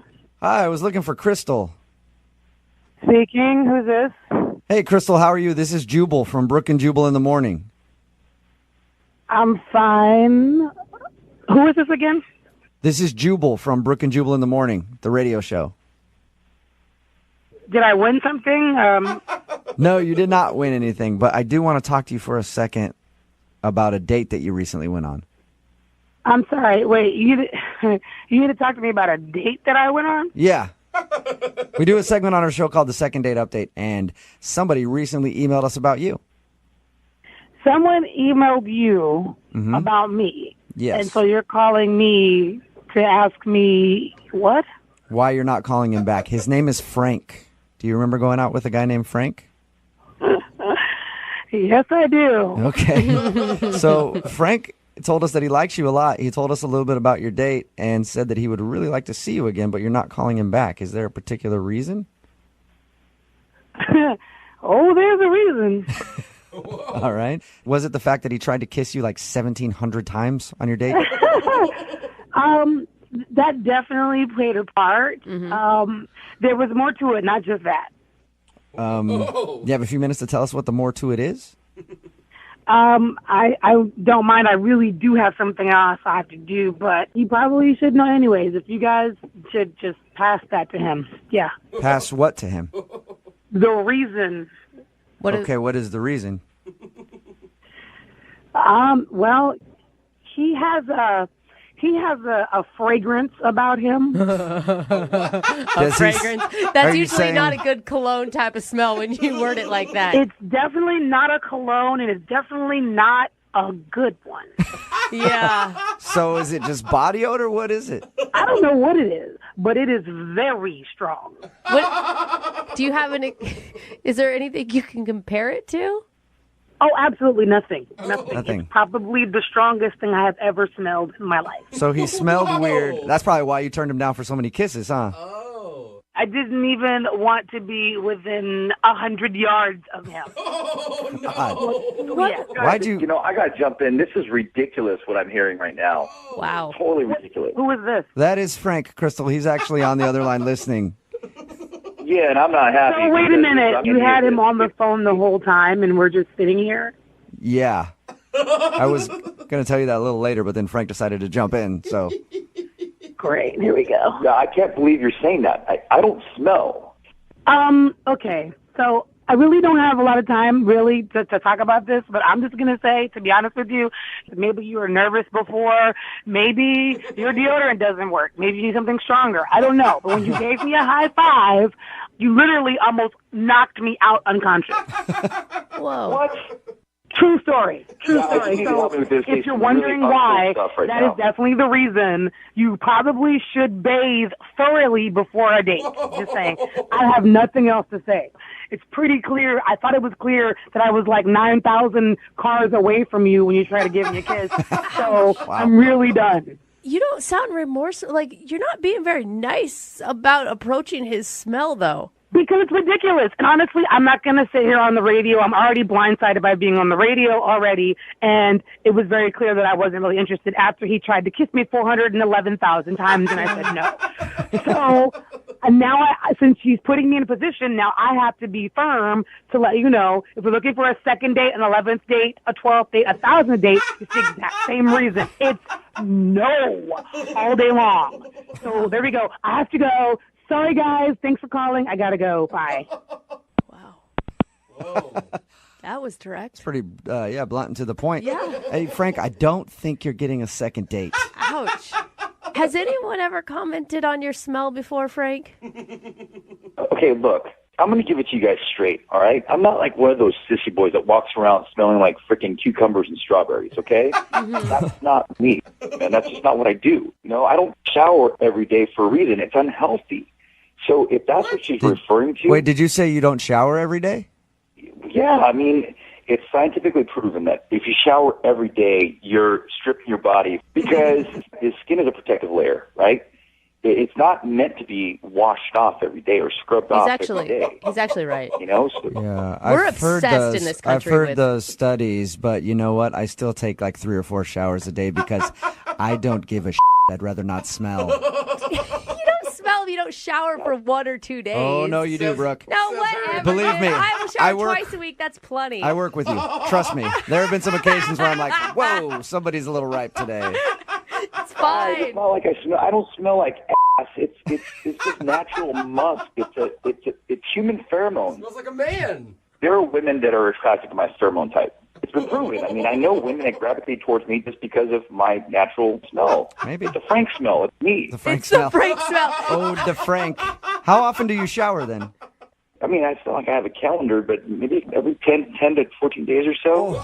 Okay, that's even a lot for me. Yeah, I'm not going to lie on that one. You have to smell a little bit Yeah. then. He's fully embraced the What? theory. Listen, it's just me. It's natural. It's naturally Frank. It's just my scent, guys. I have a scent, just like everybody does. Yeah. Normal. Okay, well, I guess that's why she's not calling you back. She didn't like your scent. Yes, I just have to leave it up to a woman that gets it, man. This is a tough town, guys. It really is a tough town. I Tough don't get town. it. Showers way too much. Yeah. Or maybe that's why women aren't talking to you in the bars when you go out. You ever think of that? No, it's got to. This is a one-time thing. I've never heard somebody go off like this about my smell. Crystal obviously is just off a rocker. She sounds crazy to me, but you know what? No matter what, it is a second date update, so I have to ask the question. Hey, Crystal, even though you hung up, would you like to go out on a second date with Frank? We will pay for it. No, I don't want to because Frank smells funny, stinky. Are you sure? Frank, do you have anything else to say to Crystal? Yeah, I don't want to go on a date with her either. Yeah, so well, it's you're all good. stupid. You stink. You smell. I don't like you either. Oh my God. Brooke and Jubal in the morning. Today might actually be a first for the second date updates. If you missed the one that just played, Frank wanted to call a girl named Crystal because she wasn't calling him back. We found out the reason she wasn't calling him back. Frank only likes to shower once every 10 to 14 days and has what he calls his scent, the scent of Frank, which she was not a fan of. She said that he smelled disgusting. Somebody texted in at 78592. The reason I say it might be a first, they made a very good point. They said, this is the part where people are usually texting in saying, hey, what's his number? I'll go out with him. They ask, I'm curious, is anybody wanting to go out with the guy who smells? No, we have not received one text message saying, I'll go out with Frank. And we've had some weird people. And after every single second date update, people text in like, give him my number. They sound cute. Nobody's texting that about Frank because he stinks. 14 days is a long time. Like 5 days, I feel like I can get behind. Yeah. 2 weeks Yeah. is even a deal breaker for me. Somebody even said, I hey, can't, Somebody said, I work with certain homeless people that shower more than this guy. It's true. Yeah, exactly. So he just can't understand why girls aren't calling him back. Remember, if you want a second date update, all you have to do is email the show right in the middle of a second date. And if you missed the first part, Gator is on the phone. Yeah. And today, Gator wants to call a woman named Teresa. They were set up through friends, went out on a date, and he probably had one of the best first date activities I've ever heard of. They engaged in a vent-off. Yeah.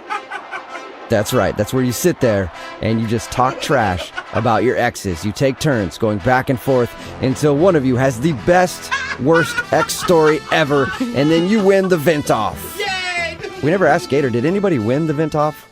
Or do you win the vent-off? I don't even know how it works. Gator, does somebody win? We both do. It's a win-win. Oh, is it? All right. Now, well, Gator, I think this is maybe the worst idea you could have ever possibly had for a first date. It sounds like she enjoyed it. Yes. And that you went wrong somewhere else. I didn't hear. Have you tried to contact her? A number of times. Calls, texts, nothing back to Gator. Whoa. Do you always refer to yourself in third person? I like it. No, I got nervous. Okay. All right. That's okay, man. It happens. You get nervous and you refer to yourself in third person. If your nickname is Gator, you can do that, okay? Absolutely. All right, man. I'm going to dial her phone number right now and see if we can figure out why she's not calling you back, okay? Yep. Here we go.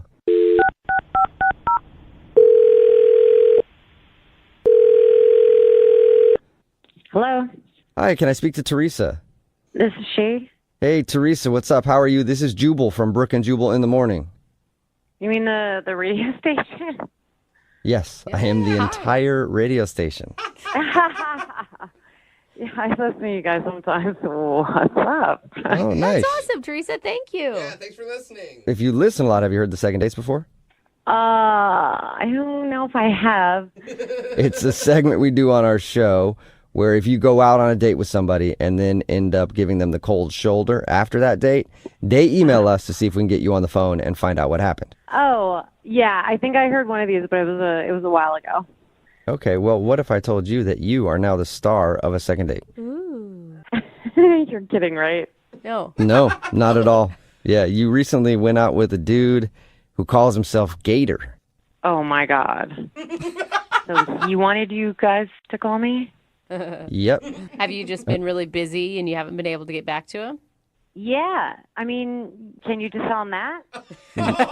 Well, if you would have sold that a little more convincingly, maybe, but it's obvious that you were like, yeah, sure, whatever. Do you mind telling us why you're not calling Gator back? I mean, I don't want to really say it because it's kind of embarrassing for him. So I just feel like... If it's the butt shaving thing, he told us about that.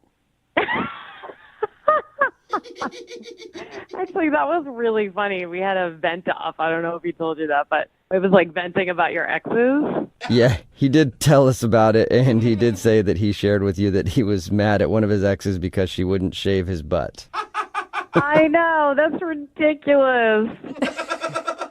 I mean, I was a little, skeptical, but, I got to call my ex an idiot. He got to call his ex an idiot, so I thought it was cool. Oh, you did enjoy it. Okay.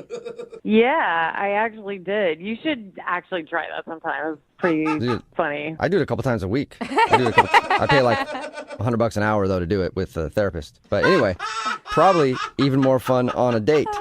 So if that didn't bother you, then why aren't you calling him back? Like, what's wrong with Gator? There's just a weird situation, and I don't know. It was just weird. That I don't know what to say about it. On the date, a weird situation happened?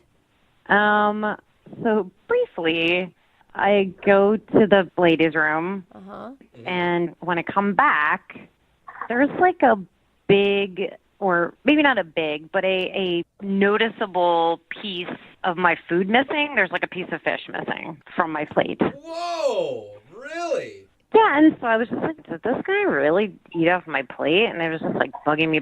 So I went to the ladies again. Oh my gosh, so you're going to test him. Exactly. So I asked the waiter to watch while I was away because he was like super friendly, and I just thought couldn't hurt. So I come out of the bathroom, and the waiter catches my eye.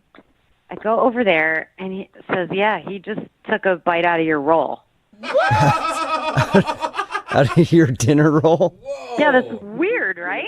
Yeah, that is pretty weird. So while you were going to the bathroom, he's eating the food off your plate? Yeah, who does that? Like, that is just, I mean, he didn't even ask me. Were you like raving about how good your food was and you don't think he could help himself, or? I have no idea what the deal was because, I mean, it's a first date. I didn't want to come out and be like, oh my gosh, did you just eat half of my asparagus? What is wrong with you? Let me smell your pee. Like, it's just weird. Oh my I like how he waits for you to go to the bathroom too. Like he's sneaking bites of your food. Like sneaky, strange. Maybe he was hungry. Those restaurant portions at some of those fancier places are really small. The bottom line is this guy was eating off my plate, and it's a first date. We're not like best friends or anything where he's just chomping on my food. Mm-hmm. I just felt super weird about it, and it was a huge turnoff. Yeah, I can see that. You know, this might be a turnoff too, but Gator is actually on the other line listening and wants to talk to you. What? Yep. Hi, Teresa. Oh, my God. First of all, I didn't know you saw that, so real sorry about that. Oh, my God. You are unbelievable. I mean, at least you admitted it. You weren't trying to sneak out of it or anything. Why are you eating people's food while they go to the bathroom, Gator? I was hungry. I was nervous all day for the date. Didn't eat lunch. You know, so here we're at dinner. I just grabbed a tiny little forkfuls. Remember why my name is Gator? I could have eaten that whole thing in a second. So you practiced some restraint. That's very nice of you. Did you not think I wouldn't notice? I did not.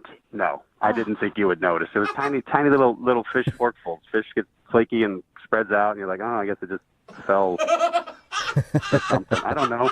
Gator, I mean, there's other ways to go about it. Like you could order an appetizer or ask for another basket of bread. Well, that was the thing. They took the bread away, and I got hungry. I was embarrassed. Like, be like, hey, bring the bread, more bread. You know, I didn't want to look like a pig. I'm on a date here, so instead of like, you know, I thought it would be better just to snack a little bit on the plate. You know, I didn't. Yeah.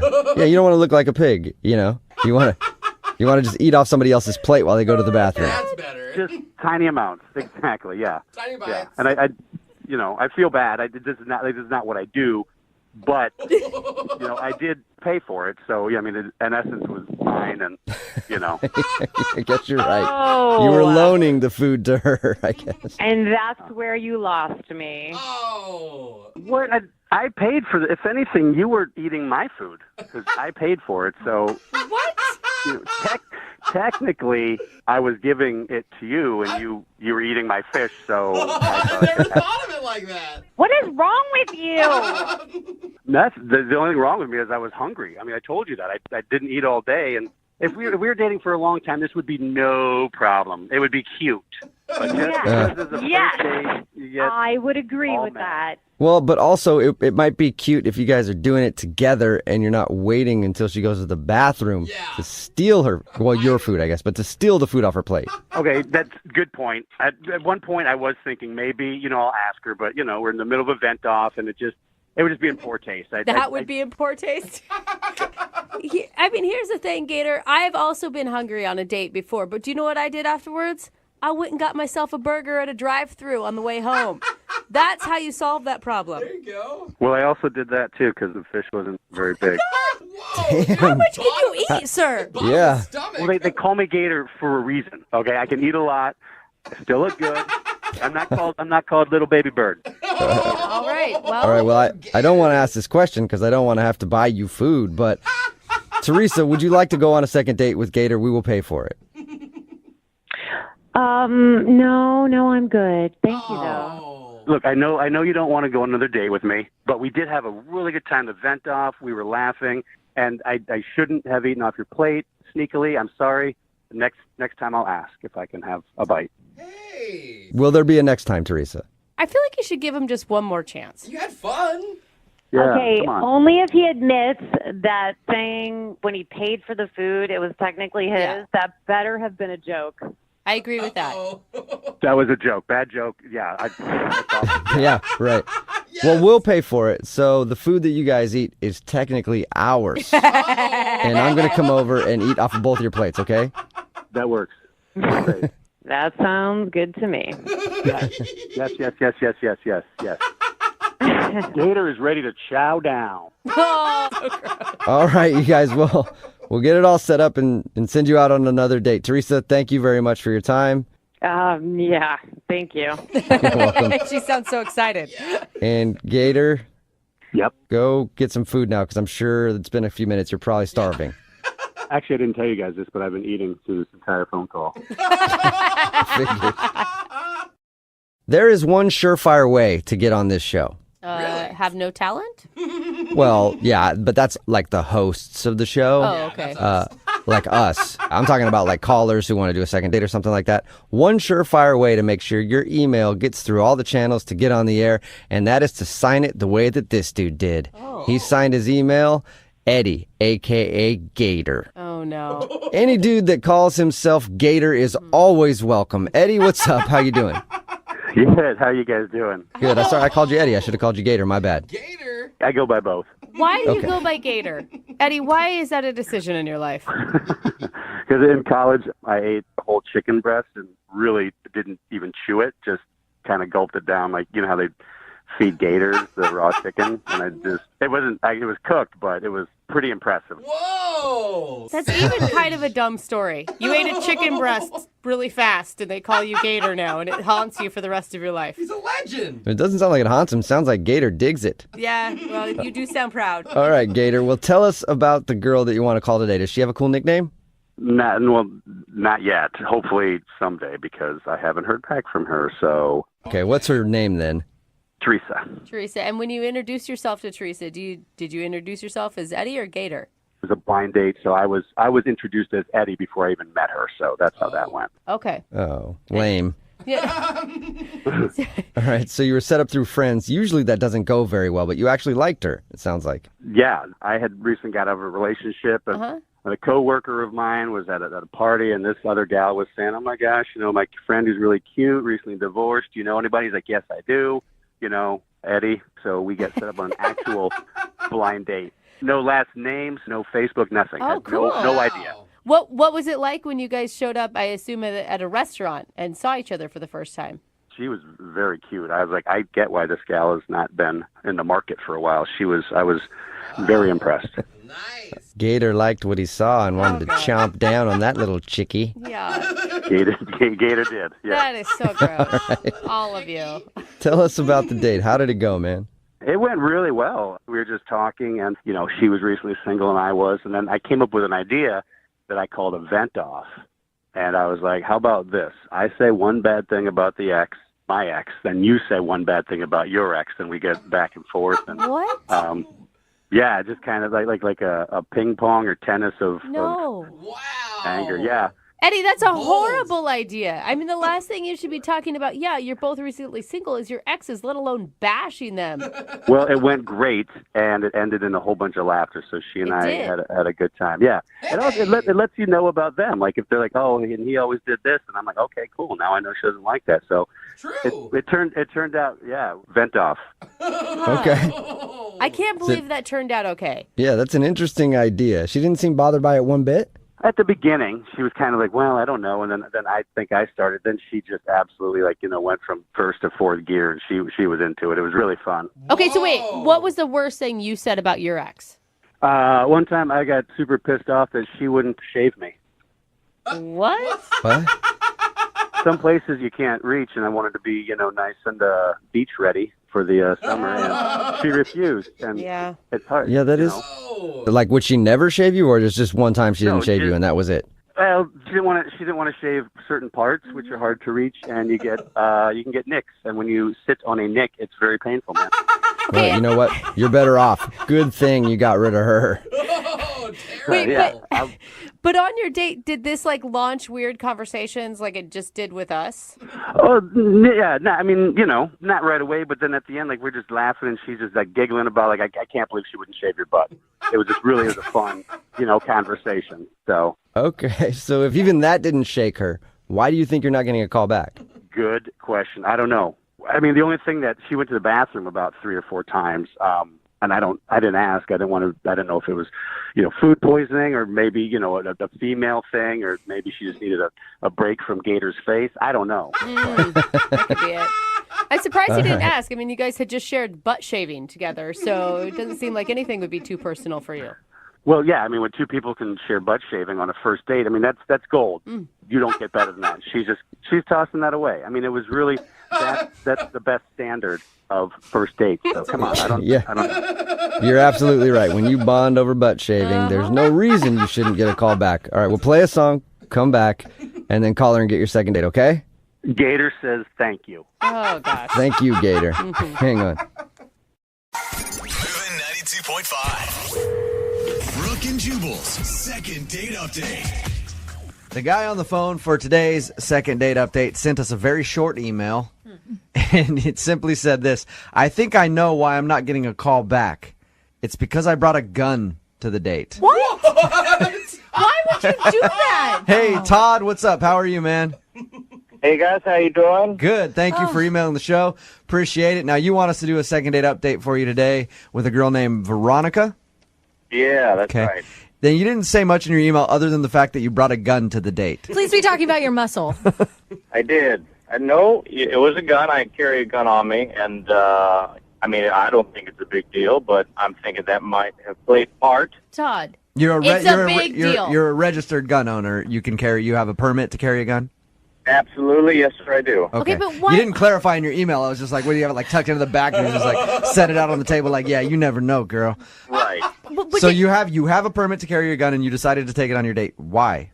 Well, the crime rates in Seattle make people want to protect themselves, and I'm someone that would like to protect myself, especially if I'm, with company and going out on a date with a young lady. Okay. I would like to be able to have that option of protecting her in case something were to arise. Wait, did you just come out of the wild, wild west and you're going to go do a shootout with Jesse James? You tell me if you were in a situation and you didn't have a handgun on you, then you can argue with me about that. No, I've never, no. That's so weird. When did you show her the gun? She noticed it was on me. I didn't show it off to her, but she noticed that I had it on me. I didn't have it necessarily completely concealed, but she did see that I had it. How long have you carried a gun with you? For a couple of years now. And does that work out for you? People are normally cool with it? Well, I mean, they're going to have to be. No matter. Yeah. Gun. You're the one that has a gun. You're right. Okay. How did she react to seeing the gun on you since you didn't tell her about it? Did you have a conversation? She didn't take kindly to it. She did have a reaction to it. I tried to calm her down and continue on to the meal, but she wanted to discuss a little bit, and I understand that. She wanted to feel comfortable with it, and I think by the end of the conversation, she warmed up to it a little bit. Other than the gun thing, is there anything else that was weird about your date? Well, I took her to a nice dinner. I let her order wherever she wanted, and after that, we kind of drove around a little bit and talked about each other's jobs, and, I offered her, if she wanted to watch a movie, and so we did that, and I took her back to my apartment, and we ended up watching a movie there. Yeah. That wasn't because you used your gun, was it? Like, hey. It was not. Okay. Nope. I actually did not remove the gun from my person the entire time. So you got her back to your place to watch a movie. She must have liked you. I thought she did, but, I haven't heard from her since. So at the end of all of this, did you guys end up kissing? No, none of that happened, and I thought I showed her a good time, but apparently that's not good enough these days. I don't know. How many times have you tried to get a hold of her since your date? Well, the date was about a week ago, and I haven't heard really anything, and I probably messaged her maybe 3 times. So what exactly was it that you liked about her so much? She was just a really kind of natural, easygoing person. Even if someone has an issue with the gun, she seemed, after maybe 5 minutes of discussion about it, she seemed okay, and that's what I liked about her. Yeah, I would think it would probably be something else, because if somebody has a problem with guns, they don't want to be around them at all. She wouldn't go back to your place. You know what I mean? Like, you could have a whole arsenal there or something. She would have been done after dinner, Well, I do have a couple of guns at the apartment, but, I don't think she should be that surprised Did by you it. show her your guns at the apartment? They're out. They're on display. Okay. Do you have like a gun rack? More of a showcase, kind of, with the glass door. Are you sure we're not doing second date update in Idaho? All right, man, we'll play a song, come back, call her, and see if we can get your second date update, okay? All right, thank you. Hang on. Moving 92.5. Brooke and Jubal in the mornings. Second date update. If you're just tuning in for the second date update, Todd is on the phone. He wants us to call Veronica. Veronica isn't calling him back, and he's not sure why. He thinks it's that he brought a gun on his first date. Todd is a registered gun owner. He has a permit to carry a weapon. He brings his gun everywhere because he, just wants it for protection. Todd, I think, though, the reason that you're not getting a call back isn't because of the one gun that you brought with you on your date. Uh-huh. Okay, when you took her back to your place, like you said, and you described how you have sort of a display of guns. Yeah. Uh-huh. I feel like that might have pushed it over the top. It might have made her a little nervous. All right. You think?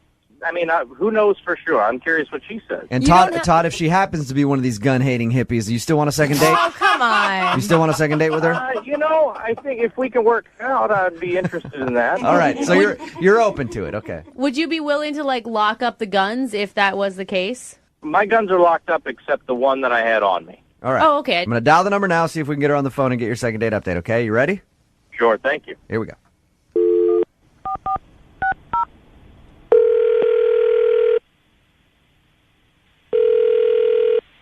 Hello?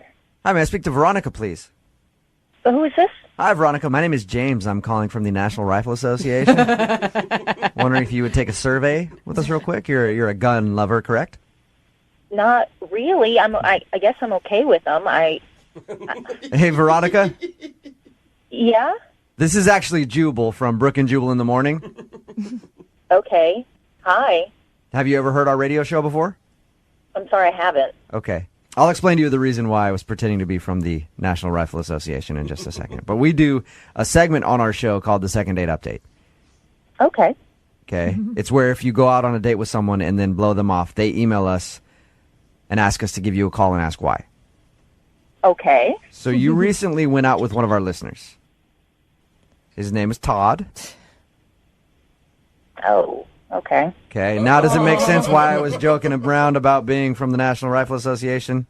Yeah, it exactly makes sense now. Okay. So Todd told us about your date. He said that you seemed a little weirded out that he carries a gun. After talking to him, he made me feel very comfortable about it. Okay.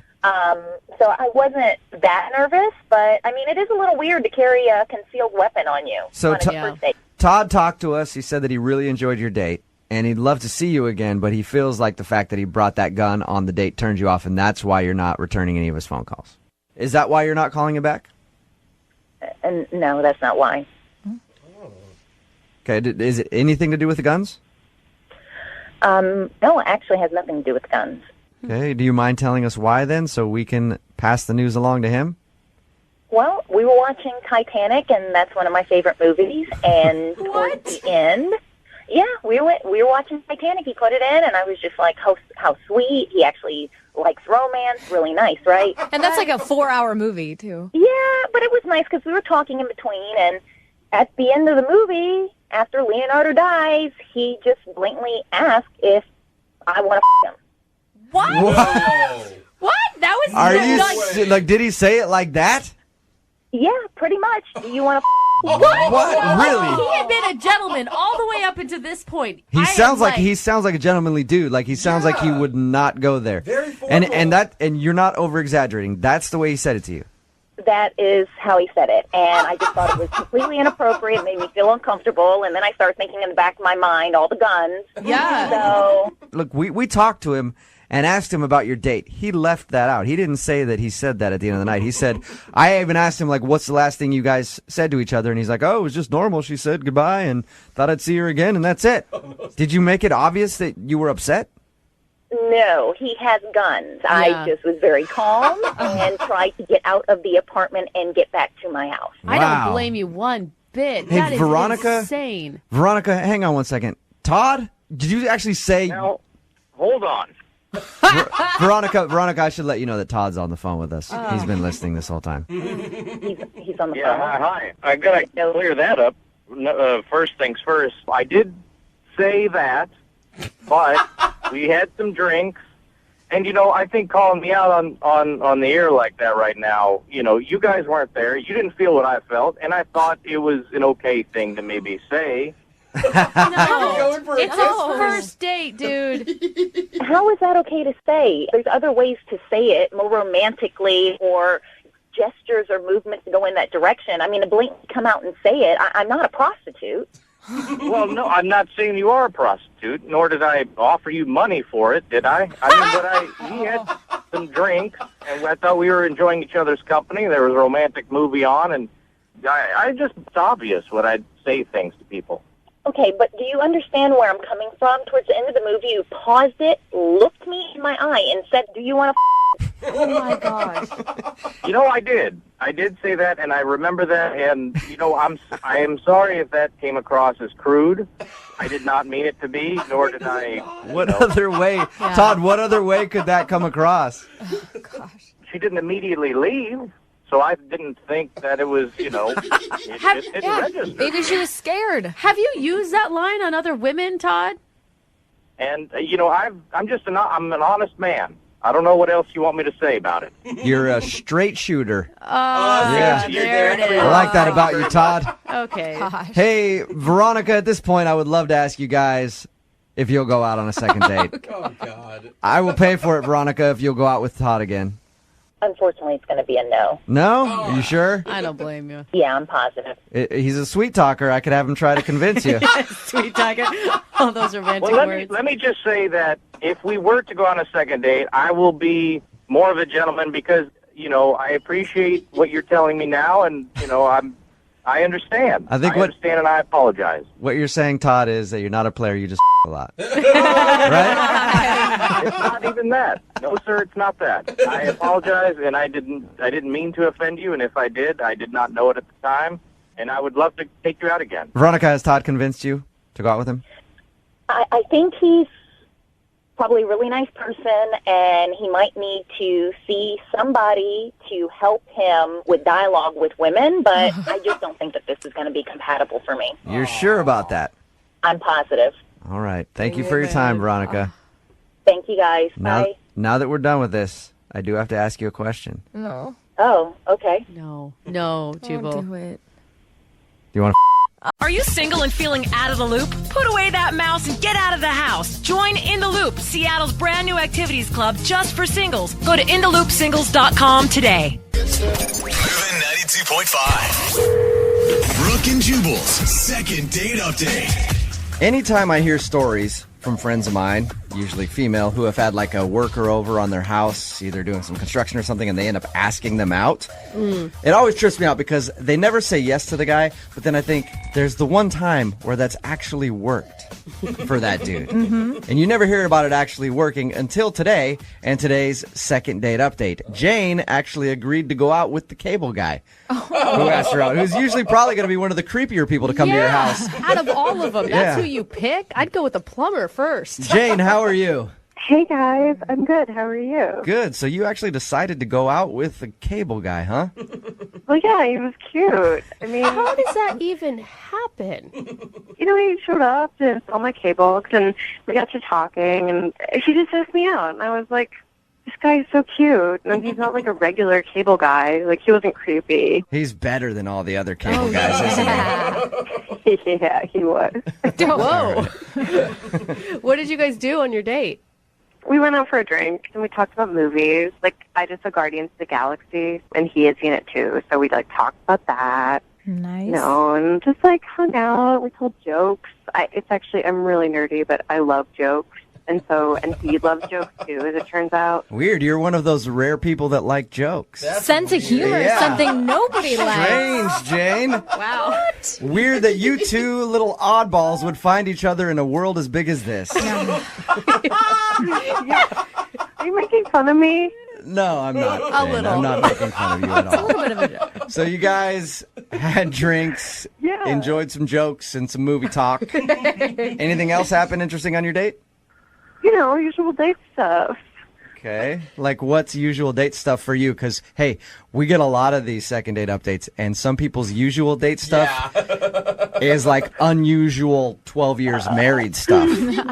No, I'm like pretty basic. It's like, think of a normal date with a cable guy. We talked about what kind of premium channels I have. We talked about my remote control. You try to get some sort of free upgrade off of him? Is that what you were doing? Exactly. I was like, can you bundle my package?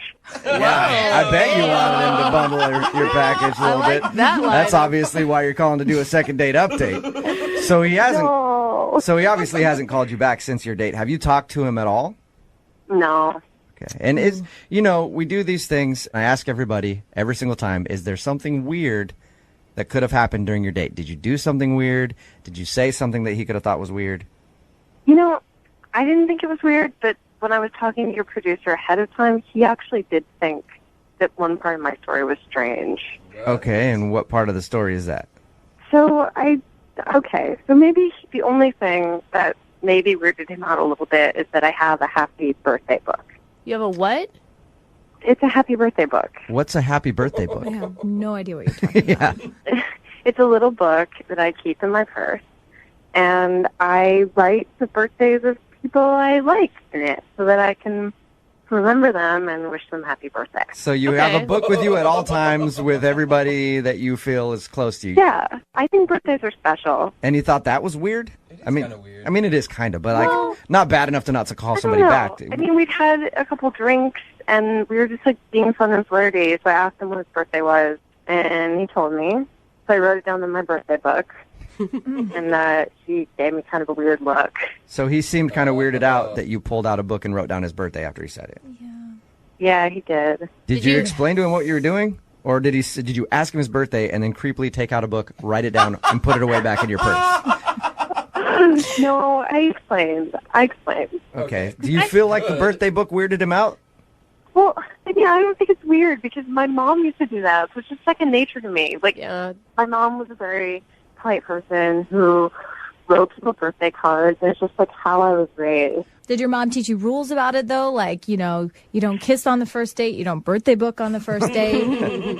No, you guys.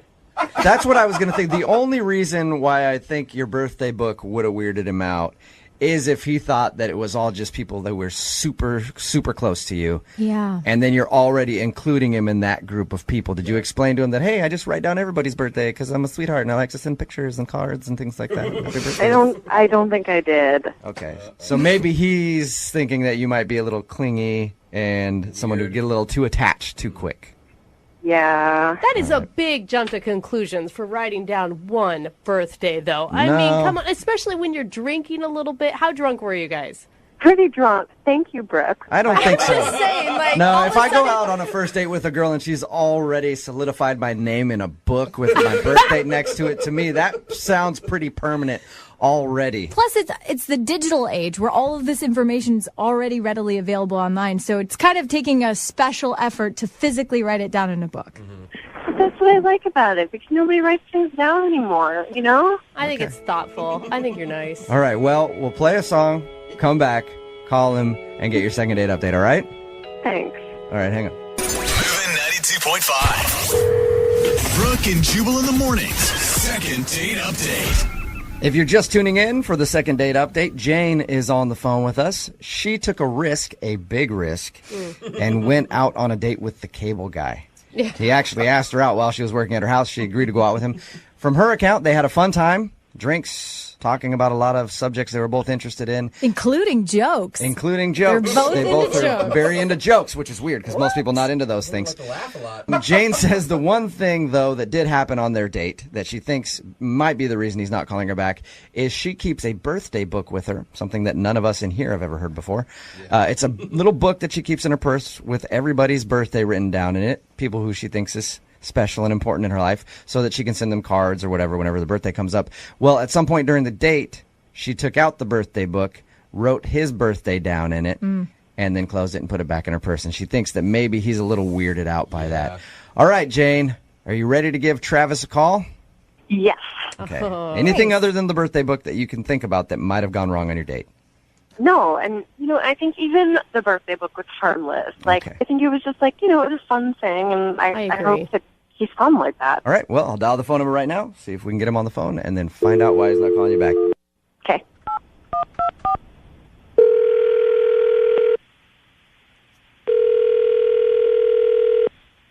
Hello? Hi, can I speak to Travis, please? This is him speaking. Travis, my name's Jubal. I'm having a problem with my cable. Came over and worked on it a little while ago. I'm not sure if you remember me or not. No, I'm not. How did you get my cell phone number? Oh, that's because what I just said is completely wrong. This is actually Jubal from Brooke and Jubal in the Morning on Moving 92.5. How are you? Yeah, I'm sorry. I still don't know who you are. Well, I host a radio show, and you recently went out on a date with one of our listeners. Okay. She says that you're not calling her back after your date, and so she emailed us and asked if we could get you on the phone and find out why. Her name is Jane. Jane, you recently went out with her after you came over to work on her cable. I guess you asked her out, and the two of you went out for drinks. Oh, birthday girl Jane? That would be the appropriate name for Jane. That would probably be the right Jane. Listen, we talked to Jane before calling you, and she told us a little bit about your date, said she had a fun time. She said the only awkward thing would be this little birthday book that she has, and judging by the fact that you called her birthday girl Jane, I'm assuming that probably was a little weird to you. She told you about that, huh? Yeah, she did. I thought that would be a little strange if I was on a date with her and she did that. So was that was weird for you? Yeah, it was. Yeah, it was really weird, actually. Just because she wrote your birthday down, that was like too strange?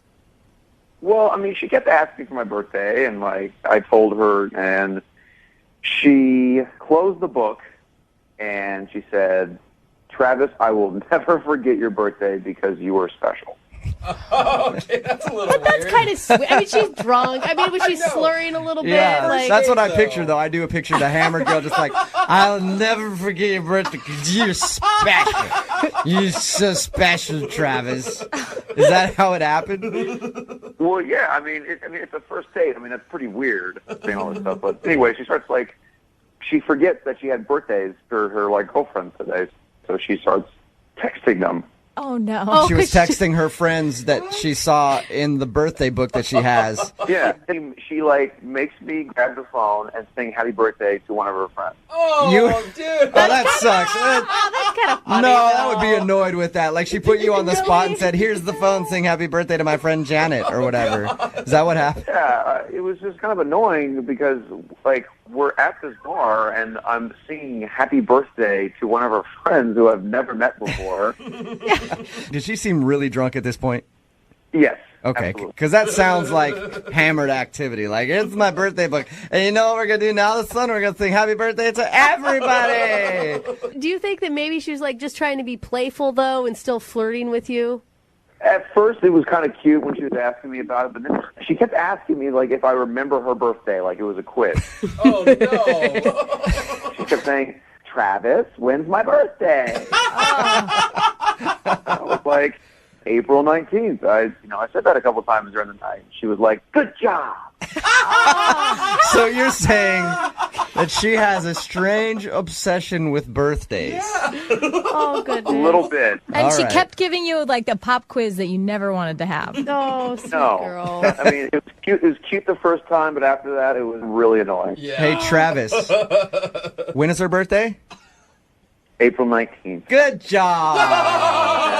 Travis, I should also let you know that she's actually on the other line listening. Hi, Travis. I caught you. What do you mean you caught him, Jane? Why do you hate birthdays so much, you birthday hater? I don't hate birthdays, but I think it's weird constantly talking about birthdays. Now who's the one who's constantly talking about birthdays, you birthday hater? Are you, Jane, what are you doing? Is this like your weird way of flirting with Travis? Reverse psychology? Or? Jane. I don't know. I like him so much. Oh, Jane. You sweet girl. Are you just embarrassed right now? Yeah. I mean, maybe you could just explain to him like you were just being wasted or something. I was. Travis, I'm so sorry. I feel like I probably blew it with you. I just was drunk and I was having fun and I thought you were on the drunk train with me. Well, I mean, it was just really weird. It was like our first date, and all you wanted to talk about was birthdays and his birthday book, and I thought that was really strange. I got nervous. I ran out of jokes to tell. So is that your backup, Jane? When you get nervous, you run out of the jokes, and then you get into the birthday stuff? Oh my gosh, you guys. When I get nervous, I just don't even know what I'm doing. I get so confused. It's like I black out from nervousness. Oh my God, it could be worse. I agree with that, Jane, because I just heard you a second ago trying to flirt with Travis in order to get him back about the birthday thing. I can tell that you really get flustered. I do. It's really a problem. Yeah. All right, well, let me do this for you then, Jane. Let me do this for you, okay? You just sit there and hang out for a second. Yes. All right? And collect yourself, okay? Because this might be pretty nerve-wracking what's about to happen. Travis, I would like it if you would go out with Jane again and give her a second shot. She sounds like she just does not know how to handle nerves at all. And hopefully on a second date, she'll be a little less nervous. Oh, she's Would you go out with Jane again?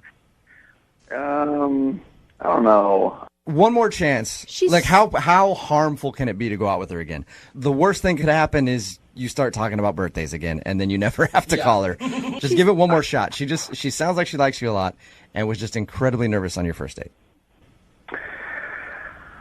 All right, I'll do it. You'll do it? I'll do it. All right. Way to go, Fabulous. Travis. Jane, congratulations. You got your second date. I'm so excited. I promise I won't be weird this next date. I don't think you can make that guarantee, Jane, but just embrace it. Say, if I'm weird, then know that underneath it all is a really cool girl who just wants to hang out and have fun. Okay. I bet. Yeah. No, if I'm weird, it's just know that underneath it all, I'm just like a totally cool girl who just wants to have fun. You didn't have to say that, Jane. I was saying you could say that to Travis, but we'll get through this. I feel like I want to be your dating coach now. Jubal. Moving 92.5. Brooke and Jubal's second date update. A lot of times in dating, you'll meet somebody who's too good to be true. You know what I mean? They have everything that you want, except there's something wrong with them. I know for me, I met this girl one time, too good to be true. She was not the brightest, hot, and mute. And I was like, she has everything that I look for in a woman, and then come to find out she's super close with her family, and I can't date a girl who's close with her family. So it just ruined it for me. I was like, that is way too good to be true. Where's Man. the daddy issues when you need them? I know, it sucked. Gosh, yeah, Well, it's such a hard life. Mary is on the phone with us, and she thinks that she met a guy who is too good to be true. His name is Ray, and that's who she wants us to call today. Hi, Mary. How are you? Hey, I'm good, thanks. How are you? Good. Thank you for your email. Appreciate it. So why don't you tell us a little bit about Ray, the guy that you want to call today?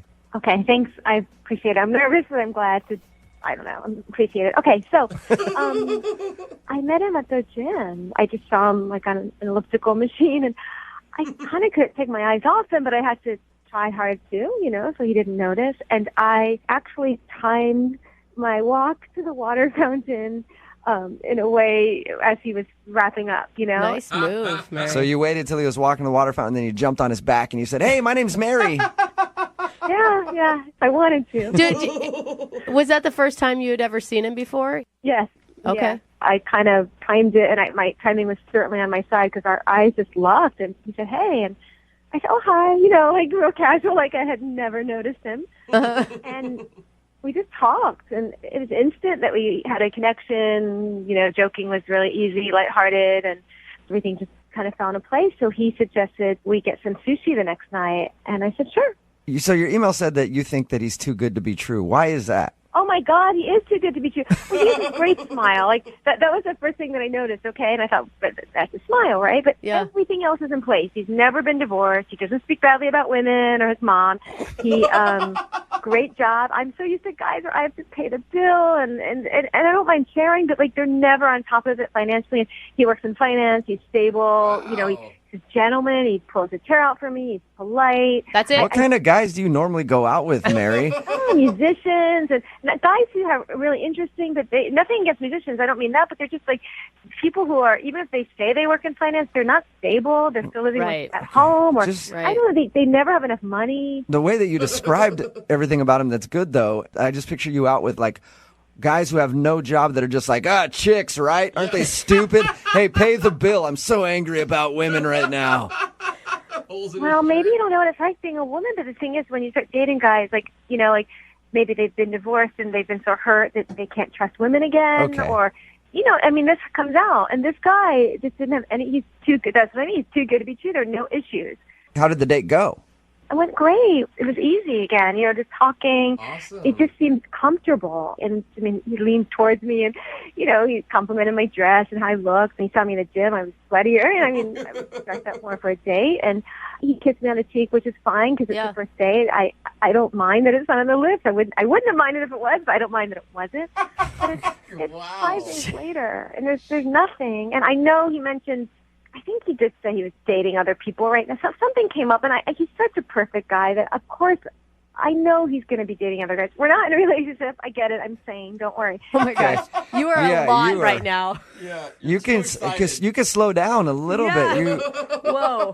Why hasn't I?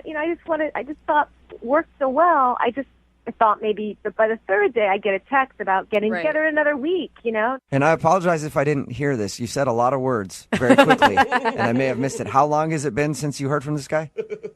5 days. 5 days. Yeah, 5 days. And have you seen him at the gym? No. Ask me if I've gone every day. Yes. Yeah, no so kidding. Why do you think he's not calling you back then, if the date went so well? Either it's some horrible thing about myself I don't know, or I'm just in the rotation of all the girls he can go out with, and when it's my turn, after the 10th girl, check in again, because I think he's probably very popular. Okay. Yeah, because he's so good. Yeah, he's not going to ever want for a date, ever. Okay. Sounds like you're in love. Are you in love, Mary? I'm in great like. Put Great it that way. like. Great like. All right. Okay. Well, we'll play a song, come back, call him, and get your second date update, okay? Thank you so much. You're welcome. Hang on. Moving 92.5. Brooke and Jubal in the mornings. Second date update. We're in the middle of a second date update, and if you're just joining us, Mary is on the phone. Today, she wants to call a guy named Ray. They met at the gym, and according to her, she thinks that he's too good to be true. He's everything that she's ever wanted in a man. But it's been 5 days since she texted him, and he has not responded. So we're about to call him, get him on the phone, and find out why he's not getting back to Mary. Mary, I do have a question for you, and I don't want you to be offended by this, but you sound a little obsessed with Ray. Okay? Oh, really?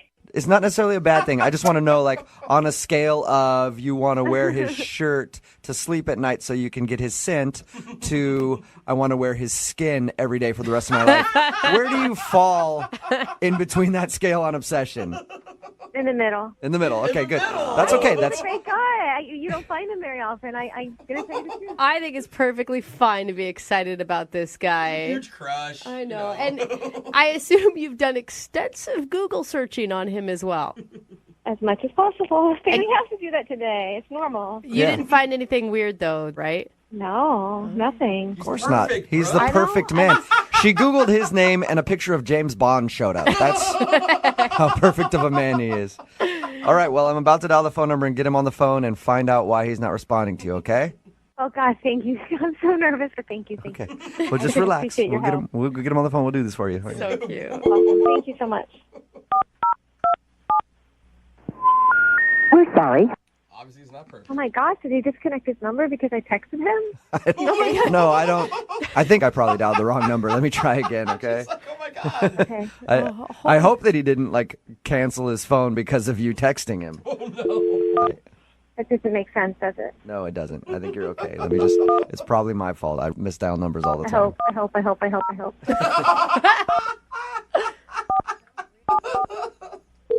There we go.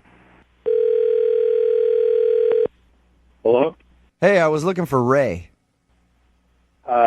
Yeah, this is him. Who is this? Hey, Ray, how are you? This is Jubal from Brooke and Jubal in the Morning. I'm sorry, what is this in regard to? It's in regards to a date that you recently went on. Yeah, I didn't sign up for any date thing or anything like that. I know you didn't, Ray. I host a radio show. It's called Brooke and Jubal in the Morning, and you recently went out on a date with one of our listeners, and they asked us to call you. Okay, you're going to have to be a little bit more specific because I go out with a lot of women. Mm-hmm. Okay. Her name is Mary, and you met her at the gym. Oh, okay. I remember Mary. She says that she's tried to reach out to you since your date, but you haven't responded, so she's wondering if she did something wrong.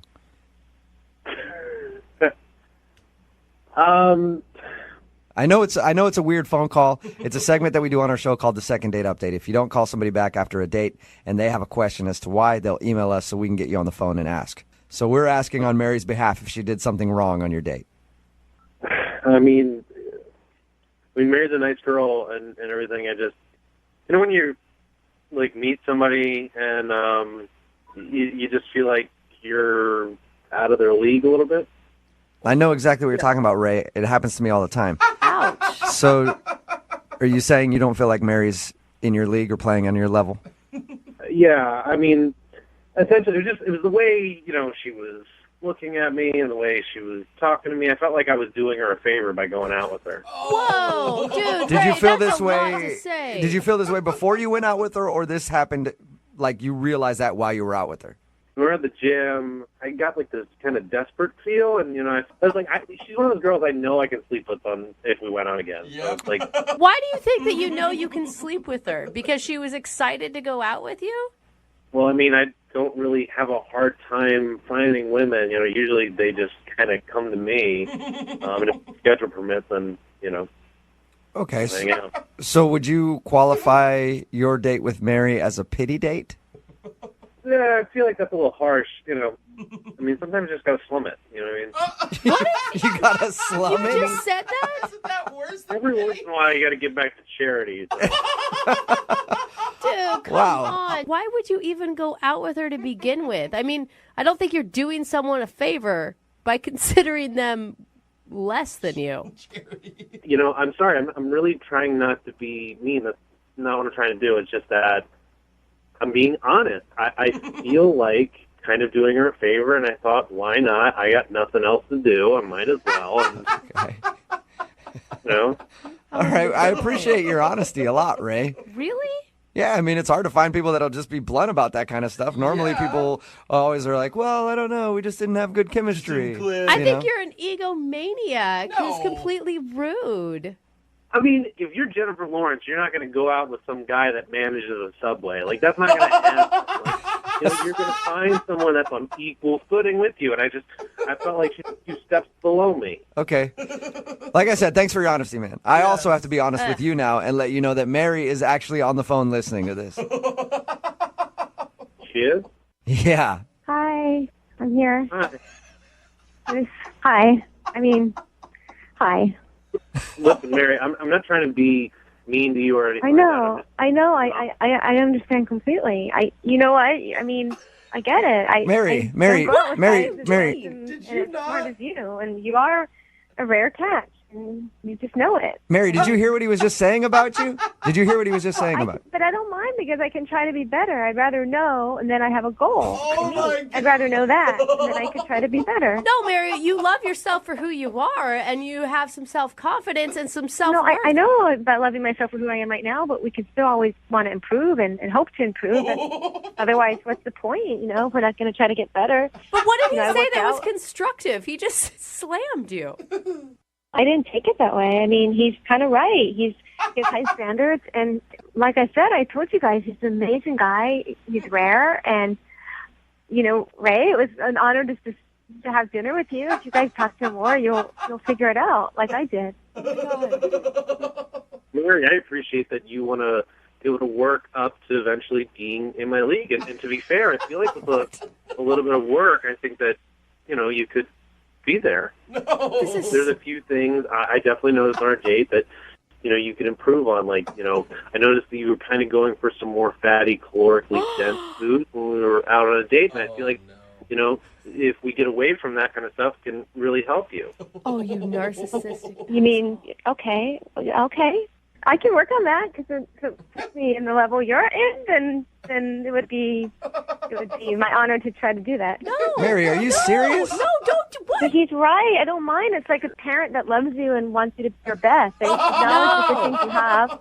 No. I do want to be better. I've always wanted to be better. And if this is the way I get, to understand how to be better, then it's a blessing.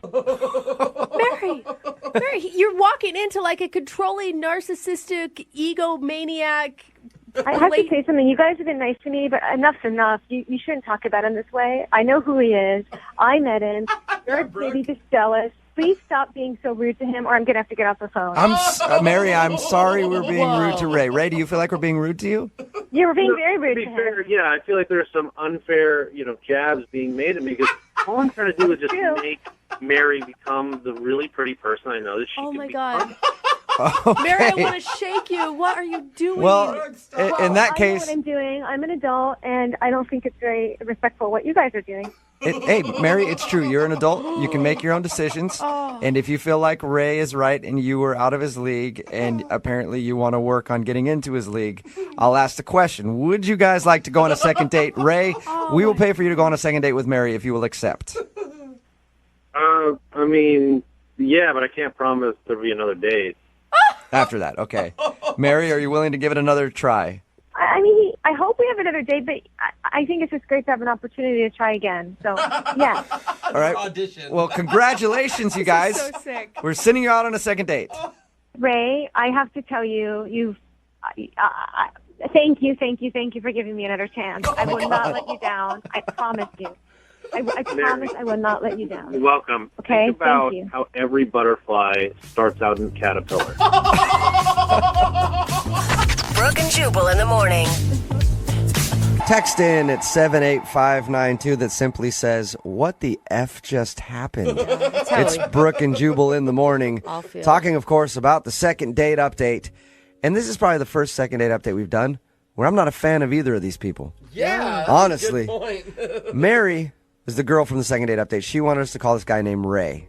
The whole time she was talking about how perfect he was, how amazing he was. She's always wanted to date a guy like this. They ended up going out. He wasn't calling her back. We got him on the phone, and the reason he wasn't calling her back was, well, she's not really on my level. And I sort of went out with her because sometimes you gotta slum it. She seemed like a nice girl when I met her, and I figured I'd throw the dame a bone, let her go out with a big fish like Ray. That was his whole attitude the whole time. And I thought for sure, like, we were going to get her on the line, because she's listening to all this, and she was going to just rage on this guy or end up crying because he was so mean to her. Nope. Yeah. Instead, she was like, Ray, you're just so amazing. I can change. I can be whatever you need me to be. I want to play on your level. I really want to.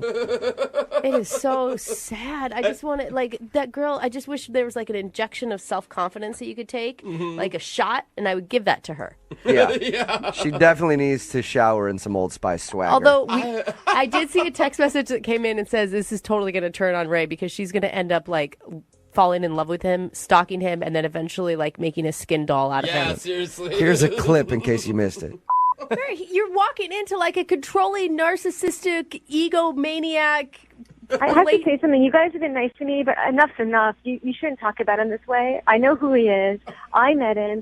You're maybe just jealous. Please stop being so rude to him, or I'm going to have to get off the phone. That was my favorite part from the second date update is how she got mad at us because we were like, dude, you're kind of a douche. Yeah.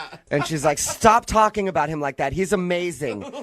And I will do whatever it takes to be on his level. I've never heard a guy be able to call a girl not on his level. She's a little chubby and eats the wrong foods and probably not hot enough for him. And she's still in the palm of his hands. You know what? Like, how does that So, work? you know what? Actually, probably one of the most successful second dates we've ever done because those two really deserve each other. There's somebody for everybody out there. I guess.